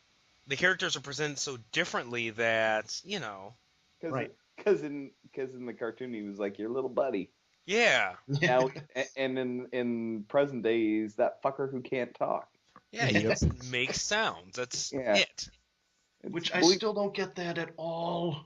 It's Bleep Bloop versus the guy who hung out with Spike weirdly. Exactly. Well, it's like they were like, can we make R2-D2 into a Transformer? No? Well, let's just make one of the other guys into one. Something, man. We'll color him like C-3PO, make him talk like R2-D2, make no one like him. Nice. And that's sad, because he really has become, like, that annoying character. Right. Right. Like, no more, no less. Like, he's But that being said, I still, like, my memories of G1 Bumblebee are the, like, essence of Transformers to me, and that's why if they did get on board with that, it'd be outstanding. I really want a fucking Hound. Yeah, the two. Hound really needs to get... And Skids. Could we get a new Skids from 1984, please? But I think... Nice. I think really it'll really be interesting to see how they do Megatron. I don't think Megatron's going to be a big deal for them, because I mean we'll never see it with a Hasbro sticker on it, but that's what I'm saying, right? Like it'll be interesting if they decide to go tank to get the North American sale. I don't think they will, and I hope they don't. But yeah, like that's the one that is definitively never going to come to North America if they go G1. Yeah. And I can see where you're coming from for sure. Like it just can't. Yeah, no. It can't. That's true. Like legally, it can't. Right. So. Which is crazy. Well, it is. Yeah. I would not with the new scale, it would actually be a pretty good in scale Walther. Yeah, it would consider how big it was with how it's scaled down. It would be a legitimate replica gun. Yeah. Yep. Although maybe that's how they could do it. It couldn't be sold in the toy aisle. It could be a Hasbro replica. Oh, that's the only way to do it. I like your thinking, man. But yeah. He said, "But yeah." That is about how it'd go too. Like seriously, but kind of, I don't know, licensing and stuff like that. It's crazy when it comes to these masterpieces, since they are such true homages. Right. Most definitely. I thought it was crazy that they had to have the VIN number on the bottom of the Red Alert and Lamborghini box. Like it was nuts that you actually had to have the Lamborghini VIN number. Mm-hmm. Like that's a Lamborghini licensing though. You won't see that with the Datsuns. No, it was just insane to me. Like that's how deep this kind of stuff goes. Yeah. Very cool. Very cool. So, yeah, I mean, overall, the Masterpiece line is just ramping up. And as for scale, does it look like Prowl is going to be the same size as, like, Lambor? According to the chart, he is. Oh, I would think, yeah. cool. Yeah, they're sticking to that chart pretty hardcore. Yeah. Very cool. And I like Which that means they we are better get a new coming Grimlock. out. Yeah. Because Grimlock Yeah. should be the size of MP1. Please. Gene, calm the fuck Yeah. down, Gene. See, I guess for me though, and I'm just gonna say this, I understand people want a new Grimlock. First off, that Grimlock, MP Grimlock, is perfection to me. To me, Yeah. that is like toy heaven. I love him. Secondly, I love it too, but it's 99% there. It's too small. look, you gotta let me talk. But like, I'll let him talk. in season 3, and this is what I'm going by. I understand season 1 was kind of wonky. Like scales were different from cell to cell. But in season 3, Optimus, Rodimus, and Grimlock were all the exact same height throughout that cartoon. And even though I understand why people want like Grimlock to be bigger or whatever, that's my, I guess, justification behind the fact that they're bigger, because that's not Hot Rod, the masterpiece. It's Rodimus, who was in season 3 the same size as Grimlock. And the Return of Optimus Prime, like right there, he's also the same size as Rodimus. So realistically, all three of these toys, when they were actually in the same season and cartoon and stuff like that, they were the same height. Yeah, Yeah, I kind of look at it as that's close enough for me. Plus, I keep mine in dinosaur mode, which, he's tall enough. If you put him in the kind of G1 dinosaur mode pose, Masterpiece Grimlock he's good enough for me. Yeah. And I will say this though, no matter what happens with another Masterpiece Grimlock, the current Masterpiece Grimlock looks amazing in a Classics collection. Fuck yeah, that's where my Yes, he favorite is. does. Holy shit. For whatever reason, I'm fine with him in this size, but put him in a Classics collection, and he just looks fantastic. Yes, he does. For whatever reason, that scale, even though he's way too big, he's awesome. Yeah. Actually, Very but awesome. he the thing is if in a classics collection, if you're using a PPO1 as your prime, he's actually pretty much if you take Sideswipe, you take Prime, the PPO1, and then you take Grimlock, that matches the line art for the scale for the original scale line that they're using for Masterpiece now. No, that I can dig. It matches it perfectly. Absolutely. And PPO1 is one of those things that I've definitely been sold on it by people for whatever reason. I've had people just come out of the woodwork and tell me about how I should buy PPO1 and put them with my classics and stuff like that. People I don't even normally talk to. It's just weird. That it just has a lot of support from classics fans. But I'm fine with Voyager Prime. And plus, just some of the horror stories I've heard about some of the QC issues from PPO1, that makes me kind of on it. That's what's been keeping me from getting him for sure. Go I ahead. I didn't take my PPO1 out of the package after I got it until Masterpiece Grimlock came out. Once Masterpiece Grimlock came out and I started looking at that shelf, and then I put him with the rest of the Autobots, I was like, oh shit. I went and grabbed the PPO1 to get out the box. I was like, oh, you have a purpose now in my collection. Nice. Because I got it when it came out. I was not impressed. I had a few QC issues. Iger told me to go F myself. I wasn't too happy with it, but just the whole, I don't know, I'm not a scale Nazi, but for some figures, in some figures in my collection have to be to scale. And since Grimlock is one of those characters that's so important to me, he's one of those ones that has to be in scale for me, in order for it to be, the total package. And that's respectable. And for me, that's Shockwave. FLC Shockwave will never be my Shockwave. There's no way. I like the custom that I made quite a bit, but even if I didn't, I just plain wouldn't have a Shockwave right now. He should have been a Voyager for sure. Yeah, absolutely. Yeah, I don't know what they were smoking. Absolutely. There's just, and I guess for me, a big part of why I need a Shockwave that's in scale is because even in the cartoon, he didn't mass shift. He just literally became a giant floating gun. Yeah. That was as Oh, yeah. big as the robots, and he would just fly in the air and shoot at people, which I thought was the goofiest, coolest thing ever. And it's part of why I love him so much, you know? There's Did you see a the comic panel where he becomes a jet? What? In the original G1 comic, there's a he's on Earth for some reason. He transforms into his gun form, and he's his normal gun form with just jet propulsion coming out of the back of him, and he's flying off. That's funny. The air. I'll have to see if I can find it somewhere and show it to you. It's hilarious. Well, there's a panel in War Within too where he does the same thing. He transforms into a giant, his gun mode, but he's aiming at Iacon and like the entire Decepticon army is behind him, and it's the same kind of premise where he's a cannon, he's a gun cannon. That's All hilarious. it is. I love it. I love me some Shockwave. Even though he got played really bogus in the G1 cartoon. Oh yeah. For whatever reason, like The whole theatrical voice was kind of weird for me. yeah, and then the fact Like, that he was a The chump. the Cybertron butler. Yes, Nice. exactly. He was like Alfred. That's funny. It was like Shockwave. Make sure you keep the place up while I'm gone.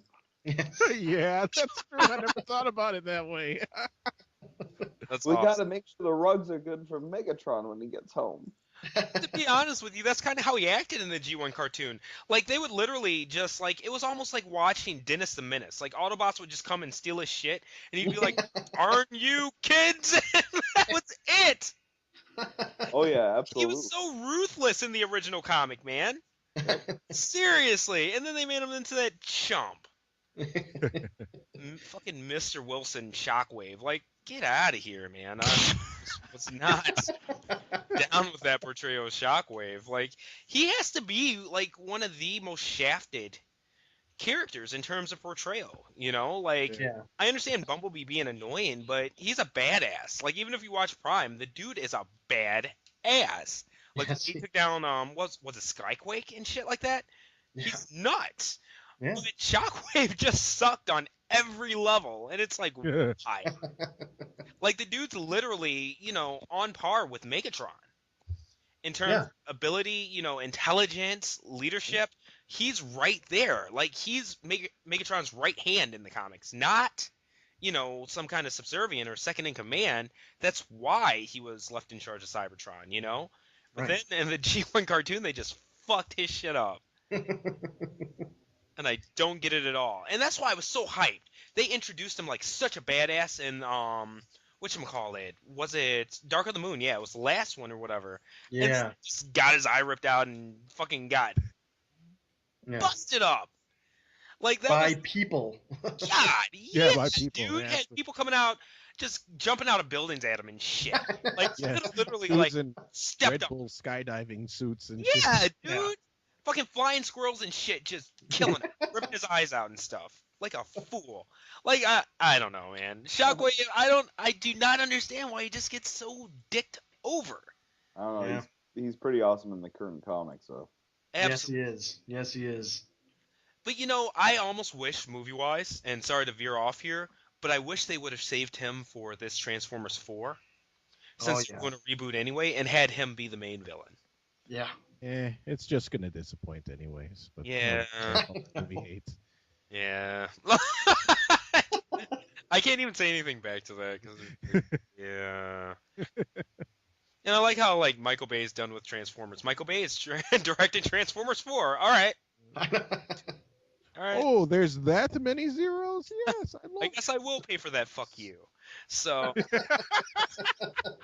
what do you even say to that? So, I mean, it is what it is, and I appreciate the movies for what they are. They definitely are responsible for even all the masterpieces we're talking about right now, because the movies came at a time Right. to where Hasbro was very disappointed with, you know, Transformers toy sales, and the line Transformers was dead. It was dead. It was forgotten about. You know, it just was not there. And then the movies come along, and all of a sudden, man, we're getting more classics and things like that. oh man, we're getting more like masterpieces. So as much as I hate seeing movie toys on my shelf, there's a high level of respect for what they bring to the table. Well, they resuscitated the line for Exactly. sure. Yeah. Exactly. They put food on the table, you know? Yeah. Like seriously. So they have definitely done a lot. I just wish they were better. I want Yes. you know, I don't want to disrespect them. I want to actually go to the theater and walk out like feeling badass. And Yeah. part of me felt like that with the first movie. Not gonna lie, there was some weird shit like fucking see-through 3D glasses that saw like triangles and squares and shit from his grandpa. It was just weird stuff.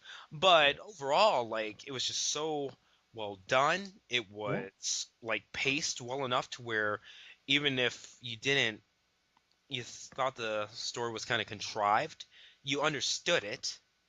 You know, and then the next couple of movies were just like, what? Yeah. Like Dark of the Moon was actually, it was like meh, but Revenge of the Fallen was just horrible. Oh yeah. The Fallen, Revenge of the Fallen was just because that was during the whole writer's strike, so you could just tell they had like half a script, and they're just like, oh, we just need to put this here and go, just make I a movie out put of that together, yeah. Okay. He's got a sock full of dust. it. Sounds good. Run with it. Yes. Literally, run with it through the Like, desert seriously, and pour it man. on Prime. Run- But that Run takes through the desert, 45 even though you're minutes. surrounded by guys that transform into a car that could just lickety split you right over to the guy. Don't worry, Sam. You got this. Yes. Megan Fox is waiting for you. Like, you know, shit. What do you say to that? Don't worry, Sam.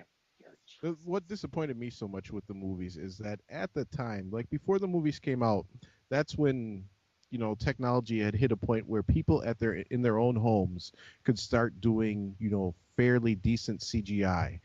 And for the life of me, I never got why some of the designs that people were just coming up, regular old fans that were good at 3D rendering, were coming up with stuff that was so much better than the movie, even just like an action-paced concepts. Because there was, I remember there was one where somebody took an orange 350Z and had it whip around a corner. It didn't make the corner. It transforms, grabs a pole, makes it around the corner, starts running, transforms, and takes off. I was like, that's fucking awesome. And that was some dude in his bedroom or in his den or in his home office or whatever that did that at home and came up with a little 30-second sequence Right. that I was expecting to be delivered in the movie. And you never even got that. I mean, Bay did a good job of making it a summer blockbuster that you could take your girlfriend to, and your girlfriend was actually going to come out and say she enjoyed the movie. I'll give him that.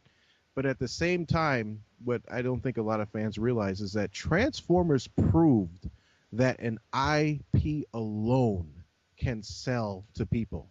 Because Oh, absolutely. people Yeah. didn't go out to go see it because, oh, here's a summer blockbuster movie. They went out to go see it because it was effing Transformers. Oh, hell yeah. Do you guys remember the trailer for it, like the original trailer, where it was just the Mars footage, and it was, it was like a 30-second trailer where it was just that one rover footage, and then whoever was supposed to be picks it up and destroys it. Yeah. That was awesome. Because you were like, oh, shit. Yeah. Shit just got real, you know? Transformers is back. Yeah. Yeah, man. That was before they showed you what they were going to do with it, though. Yes, exactly. Surprise! Fuck you! Surprise! They look like this. The one that still pisses me off is the Grimlock stomping through a construction yard, and that was on the original movie website. It's like a little 15-second clip. Yeah. Oh, yeah, I vaguely remember that. I don't remember that at all. No shit. I would love to see Yeah. that. That was before Bay got all high and mighty and was like, fuck dinosaurs. I fucking hate dinosaurs. I love that. Fuck You're making a- dinosaurs. You're making a movie about fucking sentient space alien robots that transform, but fuck dinosaurs. That's fucking awesome. Hey, if we can blow up an asteroid, I don't have to deal with fucking dinosaurs. I'm just laughing at fuck dinosaurs. That's like my favorite. Before he got all high and mighty and said fuck dinosaurs. It's I don't know what the fuck Bay's on, but at the same time, like I said, I respect the movies. I want to see Has it been confirmed that it's a reboot? It's It's I same guess. universe. Same elaboration universe. of the story. Yeah, So Okay, same so it's going to be like universe. the first movie, basically sell new toys. yeah. Yeah, maybe. Same universe, new characters, same director, same like 4 years later. Ugh. I don't know. Like that's a reboot, I guess. And You know what, though? There's Marky part of, Mark makes it a Sounds like a reboot. sequel. I don't know. there's a huge part of me that wishes they just name Mark Wahlberg's Spike Witwicky. I know. I would laugh my ass off. With his Yes. Brooklyn ass accent and everything, dude. Oh, I By the want- way, that's- Spike looks and as talks like this hell. now. That's as bad as switching to fucking Don Cheadle for War Machine. Oh God. Yeah. No comment. No comment. I'm a big fan of Rhodey, just that character in general. You know, the whole military thing. Obviously, he's African American and stuff like that. So there's a lot of stuff about him that really hits home with me. You know, and plus he's a fucking mecha man. Like, you know, fuck. There's nothing bad about Rhodey as a character or War Machine. You know, Yeah. he's like Iron Man on black steroids. I'll take it. I love you. You know, Wait, you guys have your own steroids? So- pretty much. TJ, you let them know. I know, man. The secret's out. Exclusive. It's that extra shin bone that makes us jump higher. So, man, oh man, fucking stereotypes. But seriously though, like that was a bad casting call. But at the same time, you know, Mark Wahlberg is a very good action Hmm. movie guy. Like I love him, but at the same Yeah. time, he's very much so Mark Wahlberg in every role he plays. So seeing him as Spike Witwicky with his Brooklyn ass everything would crack me the fuck up. Yeah. That I don't know. I think it would just be the best thing ever. Yeah. Would be the best thing ever. So I just No. can't wait to hear him pronounce Optimus Prime. Oh god. Optimus. Optimus. Op- Yeah, Optimus. Optimus, hey Bumblebee, why are you talking like that? Where your voice go? You're making What's wrong beefs with and your boots voice at me box? here. I was in contraband. Come on. I would What the fuck's your problem? You transform into a goddamn car? You think you're better than me? What the fuck? See, this See is gonna exactly, be, it's gonna be gold. exactly, and that's why I just want him to be Spike Witwicky, because it's like if they're gonna ruin it, they Fuck, might I as can't well wait. go as hard as they can. I can't wait to hear him pronounce Witwicky. Oh, that's gonna Oh, be God. great. Witwicky. Witwicky. Wait. I ain't got no tea. So, oh man, I love it. I love me some Marky Mark. I really do. So those And masterpiece Transformers. For anybody listening, like I have a huge man crush on Mark Wahlberg. I love him as an actor. Like I Me watch too. everything that he's in. I will. He's awesome. But at the same time, like I said, he's very much so Mark Wahlberg in every role he plays. And he looks and talks exactly the same. He's like Jason Statham. Yes, exactly. No matter Exactly. what he's in, he's fucking Mark Wahlberg. But the thing is, you know, Mark Wahlberg is acceptable on more levels than Jason Statham. Like you can see Jason Statham in Ted, and then turn around and do the Italian Job. Mark Wahlberg. You know, like seriously, like fucking Jason Statham. Like he's just a guy in a suit that fights in everything. He'll never be anything more in his life. Or drives. Yeah, in a suit though. Yeah, in the suit. That prison one though. Like the one, it was like some prison death race. I think was that the name Yeah. of Death Yeah, race. it was called fucking Death Race. it? Like yeah, exactly. Like that dude. Yeah, he was in a prison suit there. He was probably arrested while wearing a suit. I don't really remember the movie. Yeah, he's got the worst name. His new name isn't his new movie the name of his character Parker. Yeah, Yes. Death Race thrown Parker. in a suit again. It's another Jason Statham being Jason Statham in a fucking action movie. But wait a minute. He wore a cowboy hat in the trailer, so it's going to be totally fucking different. Well, and he wore a priest uniform too. Because he didn't do that in the Expendables. No. At all. So, yeah, man. And the Expendables 2, have you guys watched that? I hope so. I haven't Yeah, watched either of them. Because that shit is amazing. See, for me, I'm a big fan of like stupid action. It's part of why I like just pro wrestling. It's just smash mouth in your face, boom, boom, boom, done. But they try to be a little bit too dramatic with it nowadays. But like Expendables is crazy. Like once the first punch is thrown in one of those movies, it's like bloodshed and fighting for the whole rest of the fucking movie. And the only talking is like, yeah, baby, like after they kill somebody, that's it. And it's like boom, boom, bang, bang, explosion, and there's like no trying to like feign a storyline or anything like that. That's just it. Like they find a reason to kill a bunch of people, and they do it. Yeah. It's true. Like anybody who's seen that, can you not attest to that? No, that's, They get that's pretty much they get a what it plot is. within 5 minutes, and they just run with it, and they kill a bunch of people. That's it. It's not so much a plot as it is a reason to kill. Yeah, that's it. That's it. There's your antagonist right there. Somebody you knew died. So that means you have to kill that person and like at least 300 people that he knows. But all I gotta say is fuck the IRS, because it's because of the fucking IRS Wesley Snipes wasn't in the Expendables. Are you serious? Yeah, Stallone wanted him because they needed somebody black, and then Snipes was all for it, and then they're like, yeah, fuck you, you can't leave the country. Whoa, no Well, shit. but dude Because it didn't was pay his tax taxes for like shit. 10 years.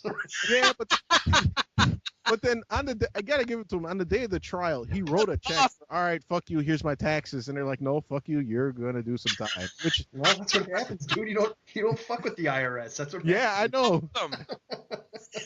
You know what? Here you go. No. Nah, why don't you just go to No. You're gonna go to jail now.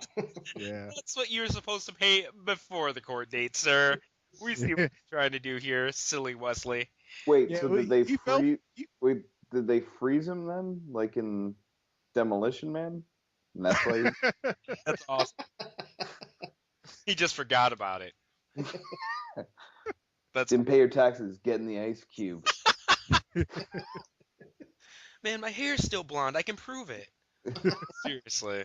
So, nah, but Wesley Snipes would have been awesome. But at the same time, Terry Crews is the shit. Yeah, he is, but he just doesn't fit that. He's not from the 80s. And he's not even from action movies. But at the same time, he plays his role so well. And Yeah. I think they fit a good like comedy style character around him. Because he's obviously a comedian first. He's a jacked comedian, but he's a fucking comedian and he's hilarious. So I like that they gave him a character that he could like run with, instead of just having to be like straight out action and stuff like that. Because no matter how funny he is in a movie, he still looks like he could rip your fucking face off. Yeah, Terry Crews is effing huge. Yes, like that man's in phenomenal shape. Yeah, And then for him to be like 40, 45 years old, man. You know who else I was surprised with the age of? I don't know if you guys know who this is, but Jai White. Oh, how old is he? That man's like 45, 50 years old. Holy shit, Black Dynamite is 50 years old? And he looks 30-something. Hell yeah, I didn't know he was that old. Yeah, dude, he's old. We're as shit. talking about Spawn, in case Yeah. you guys don't know. Oh, gotcha. Okay. Yep, absolutely. The guy who played Jax in those Mortal Kombat, like the miniseries Yeah. Yep. as well. Yep. Big, huge, like ripped to shit action hero, and just looks young. Like he legitimately does. Like he doesn't look like 20-something young. You know, he still looks like a grown ass man, but you would not tell that he was like 45, 50 years old by any Okay. Since we're completely off topic here and talking about actors' ages, even though he's had work, do you know how fucking old Stallone is? Isn't he like 68? Older. Go on. I'm not even gonna say. 83. Go on fucking IMDb and look at his birthday. I was talking with my nephew about this. I was like, yeah, he's 60 something, and then I googled it or I went on IMDb and I was like, holy shit! All right, I you just spill it. I'm How not even gonna say it. Just look. I couldn't believe it when I saw it. Here, second me check this link or whatever. Oh, come on! You didn't give us I'm just watching Rocky videos now. I'm sorry. And next on the movie review podcast, we'll discuss this actor and actress. Oh, about that. no I missed way. But Yeah, no fucking way. let me see. Whoa! What? July 6th, 1946. That's Holy 67. shit. Someone do some math for me. 667. 67. All right. Damn. And I mean, yeah, he's had some plastic surgery, but still, look at his effing body. Yeah, dude. But you know what? He's a very open proponent of HGH, which is very much so like anti-aging and stuff like that. So, just like The Rock. The Rock's 40 years old and he like gains a pound of muscle every day. Jeez. Fact. It's true, you know. These things like HGH and celebrities are able to get like doctors to help them out to where they're taking the right amount of these PEDs and shit to where it's not harmful to them. That's why you don't see like stars like Sylvester Stallone having their heart blow up like wrestlers from the 80s, you know? Yeah. Yeah. Like this dude's living life and like doing well. Like same with like Dwayne Johnson, The Rock and stuff like that. These men are just they've obviously got time to work out since that's what they do for a living to keep up that, you know, physical aesthetic and stuff like that. But at the same time, they know how to work their bodies and work their, you know, work those drugs into their routine to where it just works out phenomenally. Yeah. You know, like most people, you know, I go to the gym every day and I see people on these things, but they're also guys that are 25 that look like they're 45 because of it. Yep. Like they're big, ripped, jacked up bodies and stuff like that, but at the same time, they're bald as hell. Like their faces are all worn out and stuff like that because it literally just changes you genetically. But look at Stallone, even in these pics on IMDb from his latest Bulletproof movie. He is ripped to shit. Yeah. Tight skin, just, you know, he looks great. Yeah. And, you know, I hate to say it, but I'm heavily into like working out and fitness and stuff like that. And if I had no were idea you to were do that the effing same big. damn thing. You know, Oh, sorry. go ahead. What'd you say? I was just saying I knew you were big, but I didn't know you were that big. Really? Yeah, I mean, like I could tell from the pictures that you had like on TFW. I knew you were big. I knew you were fit, but I didn't know you were that effing big. This dude is. I don't know if any of you guys have seen TJ in person, but he's pretty fucking impressive. I'm not a small guy. That's why I almost wish Gene was going to a con because like, I was at BotCon 2012. I was like 170, 175, and now I'm around 210. Whoa. So definitely put on a lot of size and stuff like that. Still keeping Nice. my body fat low and all that, but definitely been just hitting it hard. Nice. So yeah, absolutely. It's just one of those things that I do. I dedicate to myself, just like anything else, you know. But also, my town's boring as hell. So there's nothing else to do. Like honestly, if I didn't work out, I would work and then come home and shoot fucking Transformers reviews. That's all I would do every day. Oh wait, you do? You still do that? You know? Well, I'm just saying without the working out part, though. I'm like, at least it gives me something to add on to that. So, it's just, nothing to do around here. Just not Yeah, I got to get back on that horse. I fell off real hard. I haven't the most- touched anything in 5 years. And you know, like, this is maybe, I'm saying this out loud, but I know I'll talk to you guys about it. I think we should start talking about more stuff than toys in the podcast. I'm just gonna go ahead and vote because, like, even tonight, talking to you guys about movies and shit like that, that's like been the most fun part of this podcast. Yeah, Dude, yeah, not even absolutely, gonna lie. absolutely. You guys are awesome, and I like that you're all like well-rounded, varied people. We all have a variety of interests and stuff like that. Like Yeah. honestly, like Gene, your love for Hot Toys Batman stuff comes from your, you know, love of Batman. So it'd be cool to like have you talk about Batman, your favorite movies, like comics that you're into, some of your favorite storylines. You know what I mean? That kind of stuff. Yeah, Yeah. I'm all for that. Basically, To a fuck- more comprehensive like pop culture. Exactly. Yeah. It's about that time. I mean, you know, as a podcast, this thing is definitely growing, and it's so natural because our love for even action figures comes from other media. Yeah. Oh yeah. You know, I grew up, you know, watching the cartoon just as much as I had a couple of the toys as a kid. You know, Mm-hmm. and for me, even some other toys and stuff or other shows, like I was huge into Sentai, like Power Rangers and stuff like that. I love that more than Transformers growing up. Yeah. I still have a Blasphemy. huge Power Rangers collection. Yeah, like I just do, you know. But at the same time, since most of the people I talk to are Transformers fans and things like that first, I don't talk about that ever, you know? Well, So, I'm always down to talk about anything. That's, yeah, man, I Yeah. think we should just, like, just start sidebarring more. Damn. yeah. Just rename it to TJ Duckett shoots the shit. No, I think there might be a certain other person to that might have a problem with me shooting the shit in my podcast title, but Trademark. I'm not Oh, yeah. not gonna go there. But yeah, I mean, it would definitely be fun, and no, it's not gonna be TJ Duckett shoots the shit. We shoot the shit, you know. This is our podcast, dude. All I do is edit it. You guys make it, you know. So shit. But I mean, by all means, it's been like real talking to you guys about all this stuff. And let's go ahead and get into this week's hauls because we've definitely had some cool stuff coming out between, you know, things like Code, Masterpiece Soundwave, you know, all kinds of shit just coming, you know. Andy, we'll start with you, man. We'll start with you and Julian, since you guys are newer. What have you guys gotten recently? Well, Julian, you want to go first? Yeah. Yeah, okay. The only thing Transformers related I got was the Flawless Cybertron Ultra Magnus, and the only reason I got that is because of the rumors of a trailer. The figure really doesn't do anything for me. It's got all of the signs of Hasbro's cost cutting and everything, but it looks cool enough on its own. But it's just, I just kind of got it because in hopes of something that'll make it look a little better. Do you want me to pause so you can do this? Yeah, absolutely. I appreciate it. We got to just take a quick break here. Ian has to go ahead and peace out, so I'm going to let him say goodbye. Ian, it's been real talking to you, man. Yeah, man.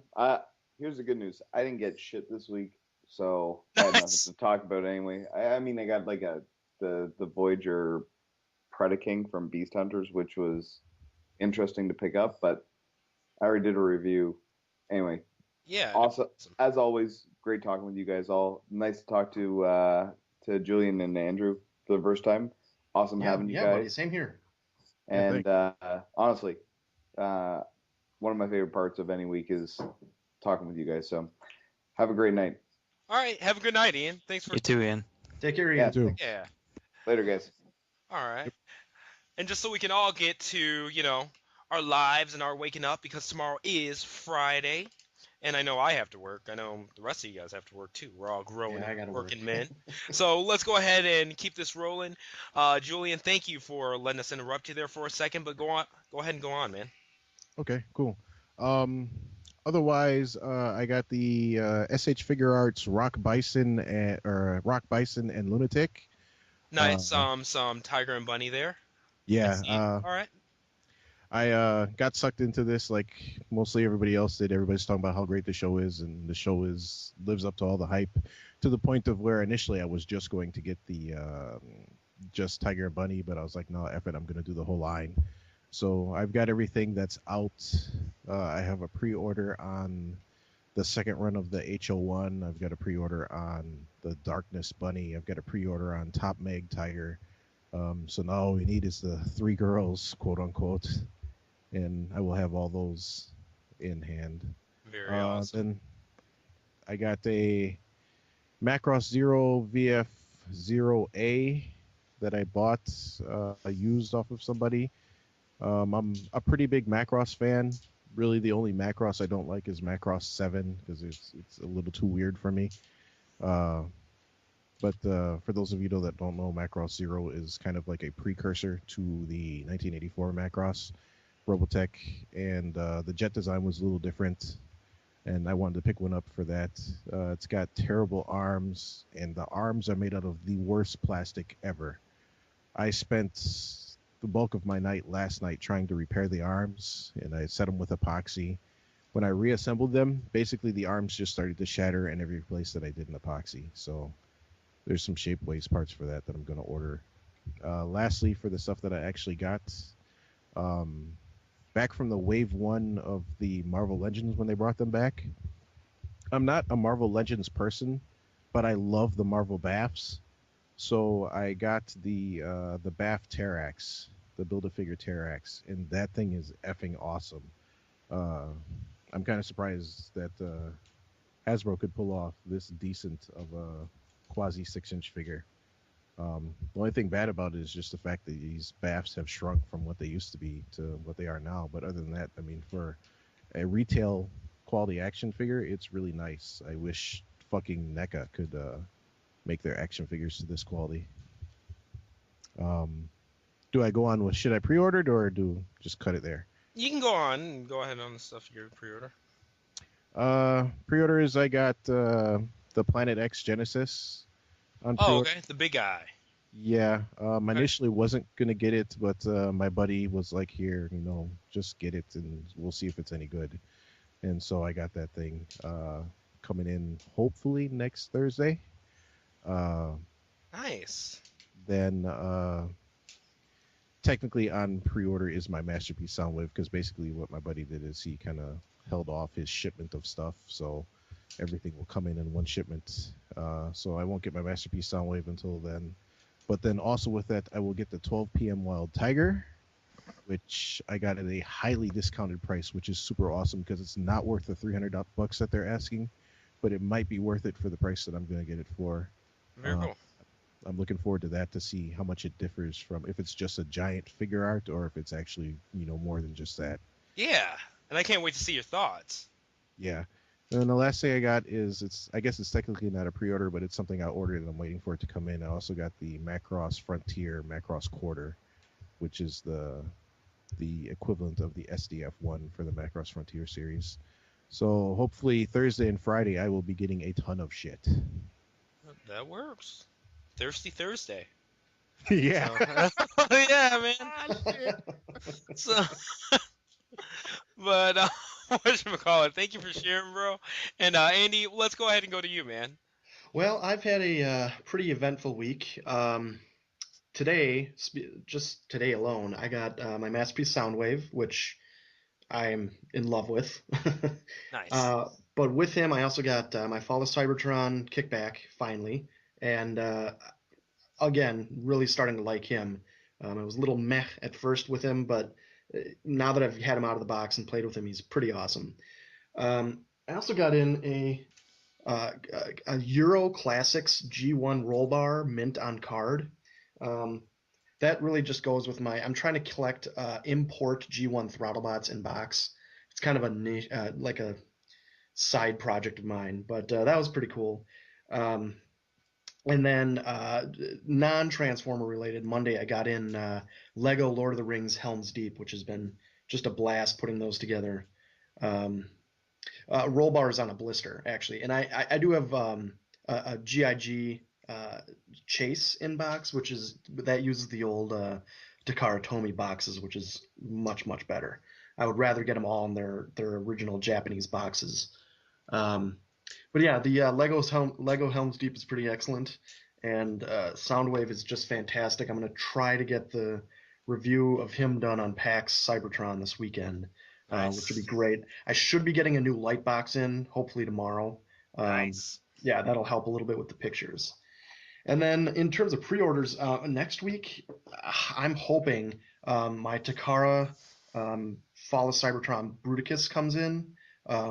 I love this set a lot, and I'm really looking forward to the Takara version. I think it's going to look great. And then rumor has it the Mech Ideas Demolition Crew to the Geminius and Apex are going to be coming in next week. Yep. I don't know how they are. accurate that is, but They are. I can tell yeah. you firsthand they are. Awesome. Well, then I've got them coming in, which I can't wait, because Twin Twist and Topspin have always been my favorite wreckers. So, Nice. and And I they're got that to solid look forward figures after getting to play with the prototypes. Oh, They're awesome. very solid. So That's awesome. I can't wait. And I think they're coming on blister cards. Does that that's sound- what I heard. That should be awesome.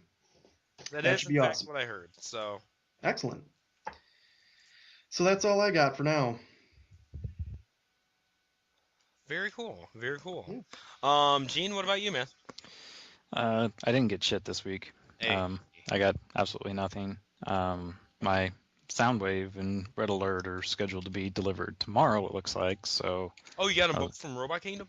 yeah, I when I was looking at how I wanted to break stuff down, cost-wise, that was the cheapest way to do it and get all the exclusive stuff I wanted. It was weird Yeah. because breaking up the shipment of Sideswipe, Red Alert, and Soundwave was cheaper than getting all three at once. So weird, but whatever. Yeah, I didn't get anything. I pre-ordered all the Masterpiece stuff Nice. and Okay. Quake Wave. That was the other one that I pre-ordered, which I didn't think I was going to, but just seeing, like I said, those LEDs, that changed my mind. Yeah. Silly little thing, but it did. And what was the other one? I threw up another. I just get 2 of each Hot Toys Batman things. I threw up a just in case on the Catwoman and Bane on BBTS, in addition to the 2 I'm already getting from Sideshow, just because I have a weird feeling that they may not do any more with those characters, and so those might be the only releases of them. So I might just grab a couple or grab an extra one of them just to kind of have around in case I want to get custom outfits or something from the customizing community later on. So that's it, I think. Nice. That works. And as for me, I got 2 masterpieces. That's really it. I got some other stuff, but the main 2 things are going to be the 2 masterpieces I got, both a Takara and a third party. I got MP13 Soundwave, which is basically just taking the fandom by storm. Very awesome figure. Can't wait to get the review done of that, both pictorial and video. And I also got Fans Toys, their Quake Wave Masterpiece figure, which is an homage to Shockwave, which is pretty darn nice, you know. Out of the 2, Soundwave is definitely the one that's like, yeah, you know, because he's just so beautiful. But Quake Wave is also a very, very solid figure, and a first offering from a company that's a masterpiece figure and solidly built with electronics and stuff like that work. I mean, yeah, it's very good. It's very well done, and I appreciate Fans Toys for what they're giving to the fandom here. You know, go ahead. Oh, I gotta jump in with the Fans Toys thing. I just wanted to point out, Fans Toys is the originator of third-party mass production Transformer products. Fans Toys is run by the guy on the boards. I don't know how the hell you pronounce it. It looks like it would be Delangy or something like that. It's a real crazy name. But that's the same guy that made the upscale G1 trailer for MPO1 10 years ago. And, I mean, he was the first person to mass produce, injection molding Transformer third-party products. So even though the Quake Wave is their second offering, I mean, these guys, or him, I don't know if it's a group or if it's just one person, but the Fans Toys are the founders of third-party Transformers. There's no one who's done a production third-party toy. Before that, before Fans Toys and even after Fans Toys, it was all resin kits. Oh, wow. Fans Toys, they're the first people to do plastic, and then Toy World was the second, or I'm not Toy World, sorry, TFC, when they did the Vinyl Tech arming kits. They were the second people, but still those weren't really third party because they were under the One Day Wonderfest license from Takara. But I mean, yeah, but I just want to throw out there, Fans Toys is the reason we have third party products. Nice. Well, thank you. I was definitely under a completely different assumption there, and I'm glad to get, corrected. Well, also, wasn't Fans Toys the ones that originally had the masterpiece size Soundwave in production, but then they got shut down? Yep. Yeah. Yeah. Okay. Yeah, but I mean, even that was going to be their second offering. So I mean, it's just, and I have that trailer too that I'm talking. Okay. That thing was it was really awesome. Even by today's standards, it's good quality. Yeah. Very cool, man. That's actually really good knowledge. Thank you, Jewel. Most definitely. So yeah, I mean, I got those 2 in. Pre-orders, just the regular stuff. Waiting for TF Source to get their Carjack, or is it Car Crash? That pre-order for that up.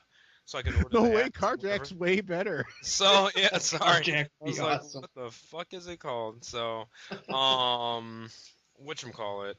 And then the two other Function X figures, the Weird Wolf as well as the whatchamacallit, their Brainstorm homage too. I got those on order. But Smart other than routing. that, yeah, just wanted to go ahead and make sure those were all secured. I did go ahead and put in an order this week for the Play Imaginative Iron Man. Oh, nice. Yeah, so Nice. very cool looking. I'm not gonna lie, it's kind of wonky aesthetically. It looks stumpy compared to the Hot Toys offerings. You know, since Iron Man's already mecha, they didn't need to do anything to it aesthetically. You know what I mean? They could have Yeah. just made Iron Man instead of doing some funny shit with him. But I support Play Imaginative and where they're going with their line. Like I said, the more cartoon-like homages and stuff like that. This looks a lot more like those Avengers like made for Blu-ray cartoons Yeah. than the movie costumes, if that makes sense. Yeah. So still cool, but a lot more cartoony, most definitely. Still the 1/6 scale and things like that. So yeah, awesome. I can't wait. And plus, But- that's Goken, isn't it? Yeah, it is. Yeah. Yep. Thank you. I like that you know stuff. Damn. So like seriously, because I've wanted to refer to even the Super Alloy Batman as Chogokin Batman, but I'm like, who will get that? You'll get it. So that's awesome. Thank you. Yay, newbie contributes.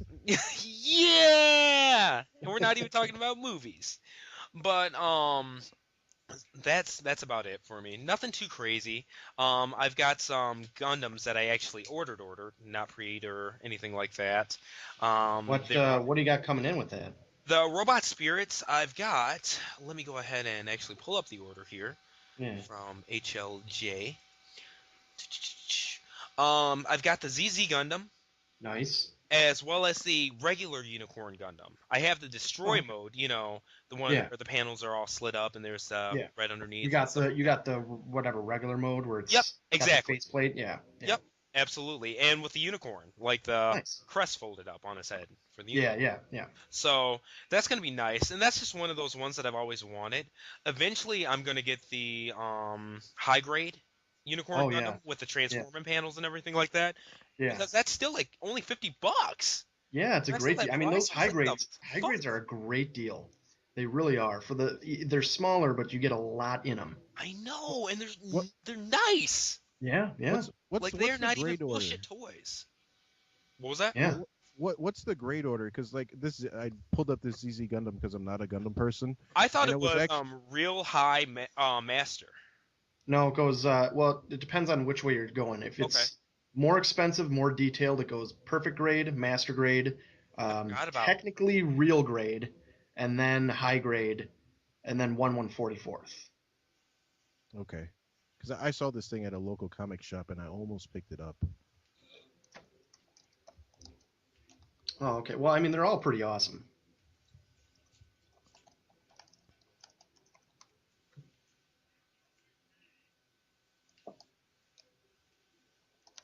Excuse us while we deal with this dead air. So yeah, very cool. But sorry about that, guys. I got a little bit sidetracked by reading my Twitter. Somebody's talking to me about taxes and shit. And I live government talk. But yeah, looks like we all have some cool stuff coming. My week wasn't huge. Looks like Gene's week wasn't either.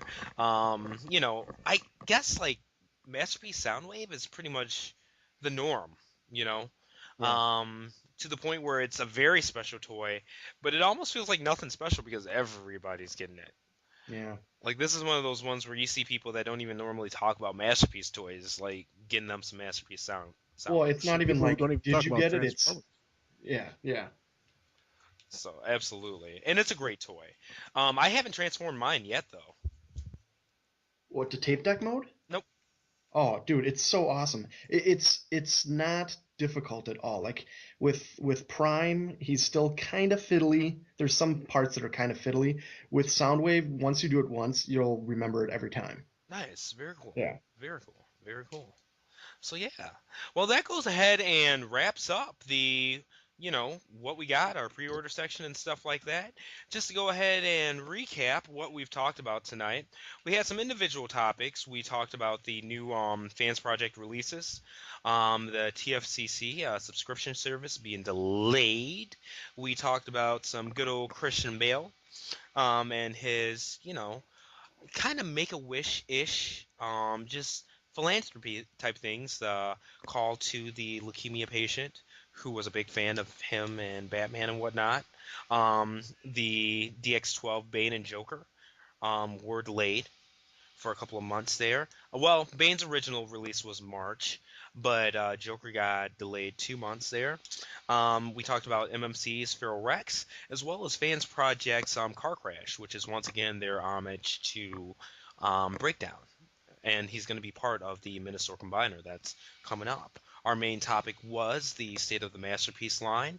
And yeah, outside of that, we definitely veered off and talked about a lot of movie stuff, which was fun as hell. And then we got into, just what we've ordered this week and things like that. Or gotten this week as well as ordered. So anyway, it's been real, everybody. Thank you guys, especially, well, I'm not going to say especially because I'm always glad when Jeannie and all my regular co-hosts come, but I'm glad that you guys as co-hosts, Julian, Andy, were able to go ahead and join us. I had a lot of fun having you. You bring a lot to the table, seriously. Well, it was a blast. It was a blast. Yeah. Thanks again, TJ. Appreciate it. Absolutely. Yeah, and for anybody who... Go ahead. Oh, I was going to say, definitely the highlight of my week so far. This was really... awesome, man. I hope you do some stuff with your kids, man. I'm just joking. Bad parents. Damn, deadbeat. But no, but seriously, it was awesome having you guys. And this concludes TF Beyond podcast, episode 12. It's been a blast, guys. And once again, I'm gonna include the links as always to my email, all of our Twitters, including Andy's, including Julian's, things like that. Let us know what you think. Let us know what you want to talk about, because obviously we'll talk about damn near anything as long as we can hold up a conversation about it for way too long. But anyway, it's been real once again. Thank you guys for coming. And yeah, it's a wrap. All right. See you guys next week. All right. Thanks, buddy.